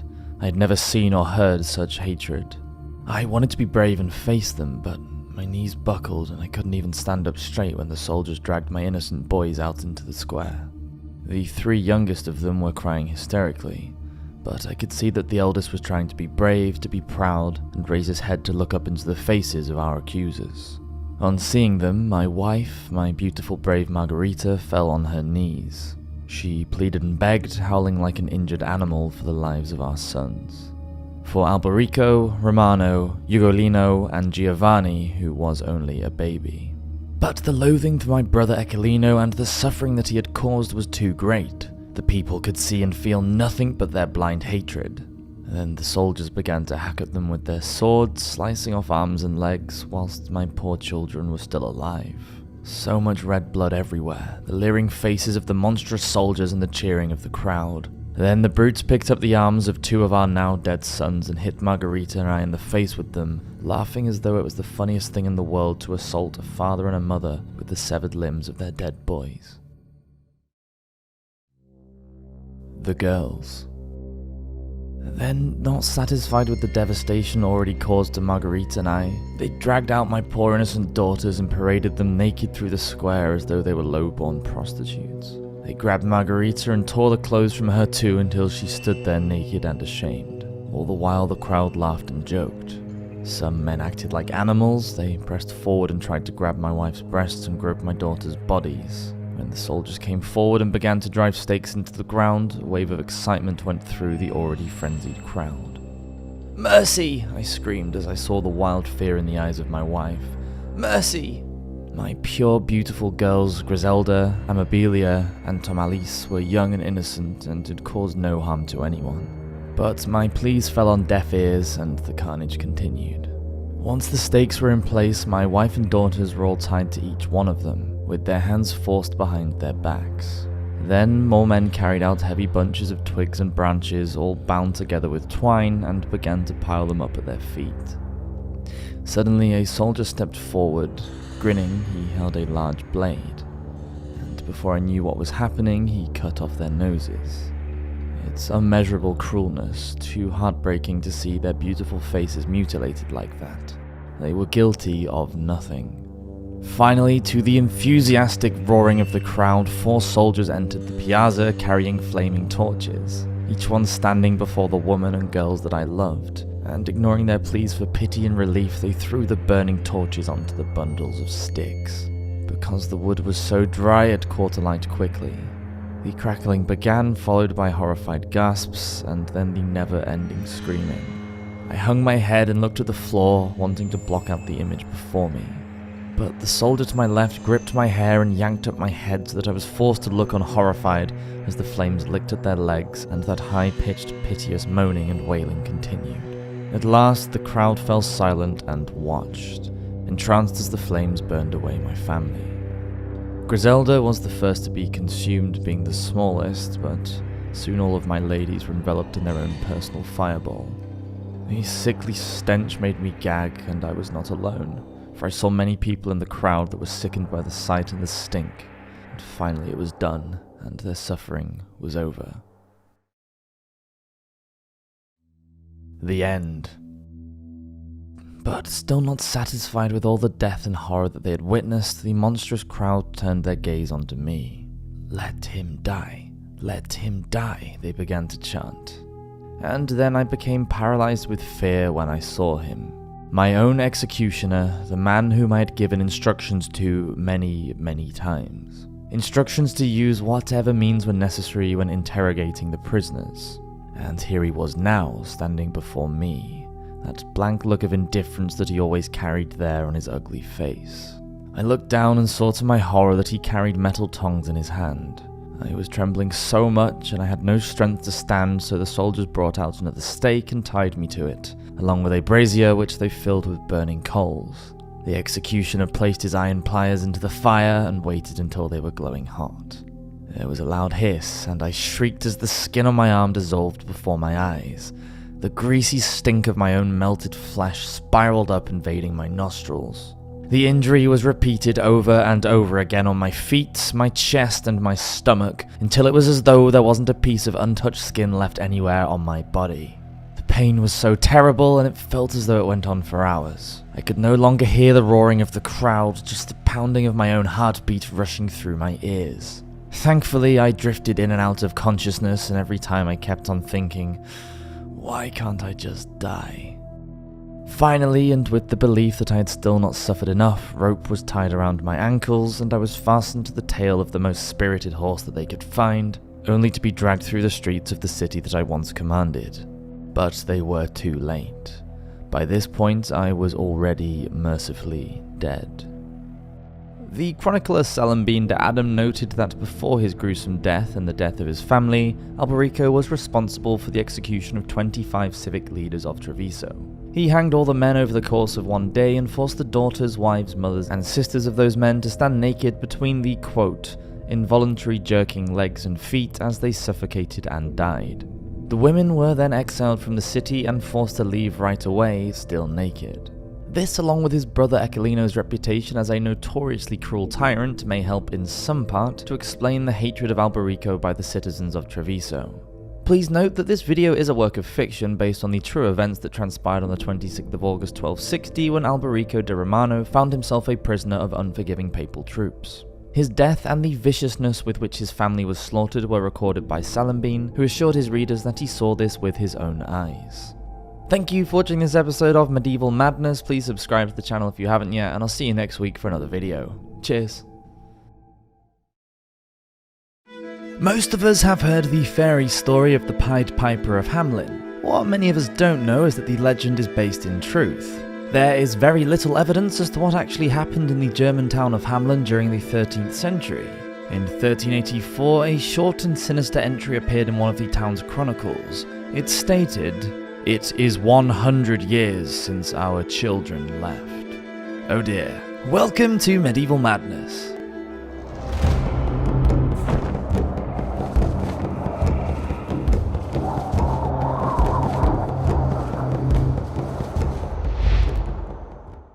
The legend. Firstly, we should briefly explain the story of the Pied Piper for the uninitiated. The version that appears in the book German Legends, written by the Brothers Grimm in 1816, tells of a man called the Pied Piper mysteriously appearing in the town of Hamelin, dressed in a multicolored coat. He claimed that he could rid the town of its rat problem for a sum of money. The people agreed, and playing a small flute or fife, the Pied Piper was able to lure the vermin into the river where they drowned. Now free of their infestation, the townspeople refused to pay the piper. Angrily, he left the town but returned on St. John and St. Paul's Day, the 26th of June, at either 7 AM or noon. He had changed his attire and was dressed in an all-green hunter's costume and now wore a bizarre red hat. With a horrible look on his face, he played his fife, and instead of rats, the boys and girls of Hamelin came out of their houses to follow him. He led them up to the very heart of a hill, where they disappeared. In Robert Browning's 1842 poem, The Pied Piper of Hamelin, A Child's Story, the children followed the piper to the river where they drowned, just like the rats. And in Johann Wolfgang von Goethe's poem, written in 1802, The Pied Piper, as well as playing a tune, the piper is a child catcher who sings his fairy song, charms the children like a viper, and they supposedly can't help but follow him. The proof. So what really happened on the 26th of June 1284 in the town of Hamelin in Lower Saxony? The earliest mention is in the town records from 1384. Then around the year 1300, which is only 16 years after the alleged abduction, a stained glass window was added to the St. Nikolai Church that stands in the central market of Hamelin. The window supposedly depicted an old figure of a man in coloured clothes and surrounded by a crowd of children. Unfortunately, the window was destroyed in the 17th century. But the inscription which was around the window has been reconstructed, and it reads, quote, "In the year of 1284 on John's and Paul's Day was the 26th of June. By a piper dressed in all kinds of colours, 130 children born in Hamelin were seduced and lost at the cavalry near the Koppen." In German, Koppen means the knoll of a hill, and there are several hills around Hamelin. Which one the inscription was referring to is unknown. An early account of the event appears in the 15th century Lüneburg manuscript along with 5 verses, some in Middle Low German and some in Latin. They all refer to the same story of 130 young people disappearing on the 26th of June 1284 after being led off by a Pied Piper to a place called either Koppen or Calvary. The rats seem to be a later addition to the tale, and there is a ring of truth to this in that during the mid-1300s rats were regarded as pests in German towns. Vermin are always a problem whenever people live together in close proximity. According to the medical historian Stanley Aronson, they would burrow into bags of grain as well as other food sources. They were, quote, "also destructive of wooden structures and clothing and would occasionally attack sleeping young children." This would have hardly been an ideal situation, and if the problem became too extreme in Hamelin, it is possible that they would need the help of a rat catcher. The Dance of Death. One hypothesis suggests that the children were killed by some sort of natural disaster, and that the piper wasn't real but merely an imaginary symbol of death, similar to the Danse Macabre or Dance of the Dead. This was one of the types of allegory often used in the Middle Ages, in which a narrative or visual device was used to symbolize death. The dance represented death as a unifying force that summoned people from all walks of life, rich and poor, young and old, to dance on the grave together. It's possible that if the children had all tragically died together for whatever reason, then the townsfolk might have used the idea of the piper as a coping mechanism. This could explain why they depicted the image on the church window as a symbol of unity in unspeakable loss. Scenarios fitting this theory include the children wandering outside of the town and being caught in some sort of landslide or mudslide, falling into a sinkhole, or drowning in the River Weser. The idea that the children died from starvation or some illness during an epidemic has also been suggested. Perhaps the thought of illness has come from the connection between rats and the Black Death. But that horrific disease didn't reach Europe until 1347, 50 years after the disappearance of the children. Perhaps the rats were added to the story later to provide a reason for the piper to be in the town. If an epidemic or famine was the reason for the deaths, then it would have happened over a longer period of time rather than a specific date. The Children's Crusades. Thought to have taken place in 1212, this was a failed attempt by the Catholic Church using children to reach the Holy Land and convert the Muslims there to Christianity. There are two separate stories connected to the Children's Crusades, one about a French boy and one about a German boy. In the German tale, Nicholas, a young shepherd from the Rhineland, recruited a large group of children to travel on a crusade with him. After seeing Jesus in a vision, Nicholas believed it was not fighting but conversion that would defeat the Saracens. The children followed him, and many were either sold into slavery or just died during the journey. Is it possible that Nicholas was the Pied Piper? Historians are already a bit skeptical when it comes to the supposed Children's Crusades because of a lack of factual data, and many doubt that children were involved at all. The dates don't match up, and anyway, in the legend, the piper is definitely depicted as a full-grown man and not a child. Maybe the children left Hamelin at a later time on some other religious pilgrimage. St. Vitus Dance. According to Pied Piper sleuths, another possible theory is that the Hamelin children became victims of the social phenomenon known as the Dancing Plague, which is also known as the St. Vitus Dance because it was thought to have been sent as a curse by the saint. This was a strange event that occurred between the 14th and 17th centuries in Europe and involved groups of adults and children erratically dancing. Coincidentally, one of the first major outbreaks was in the city of Aachen in the Holy Roman Empire, which is now modern-day Germany. This dancing could go on for days until people collapsed and even died from exhaustion. The cause of these dancing mania outbreaks is still unknown, but just like with the Pied Piper, various theories have emerged. Mass hysteria, ergo poisoning, and collective epilepsy are just a few. These epidemics are well documented, and the dancing was often accompanied by a musician. Could the piper have whipped up the children into some sort of collective hysterical dance and then taken them off somewhere? Perhaps they then fell into a sinkhole or drowned after being lured away. In 1278, 200 peasants were uncontrollably dancing en masse on a bridge over the River Meuse when the bridge inevitably collapsed. Many of the dancers drowned. Could this have been the origin of the Pied Piper story, as some believe? It would give a reason for the children's deaths and the piper's presence, but there is no concrete evidence for this theory. Bought and sold. The Middle Ages are well known as a time of hardship, and peasants had it particularly bad. During the High Middle Ages, there was a massive population increase across Europe, and between the 11th and 13th centuries, the Kingdom of Germany had grown from 4 to 12 million people, and children cost money to feed. At the same time, Slavic princes and regional lords encouraged the Germans to come and settle in their lands in Eastern Europe. Could the piper have been an immigrant recruiter from the East? It wasn't unusual for children to be bought and sold at the time. This theory also links in with a lack of solid accounts for the incident and with a large group of children suddenly leaving together with the piper.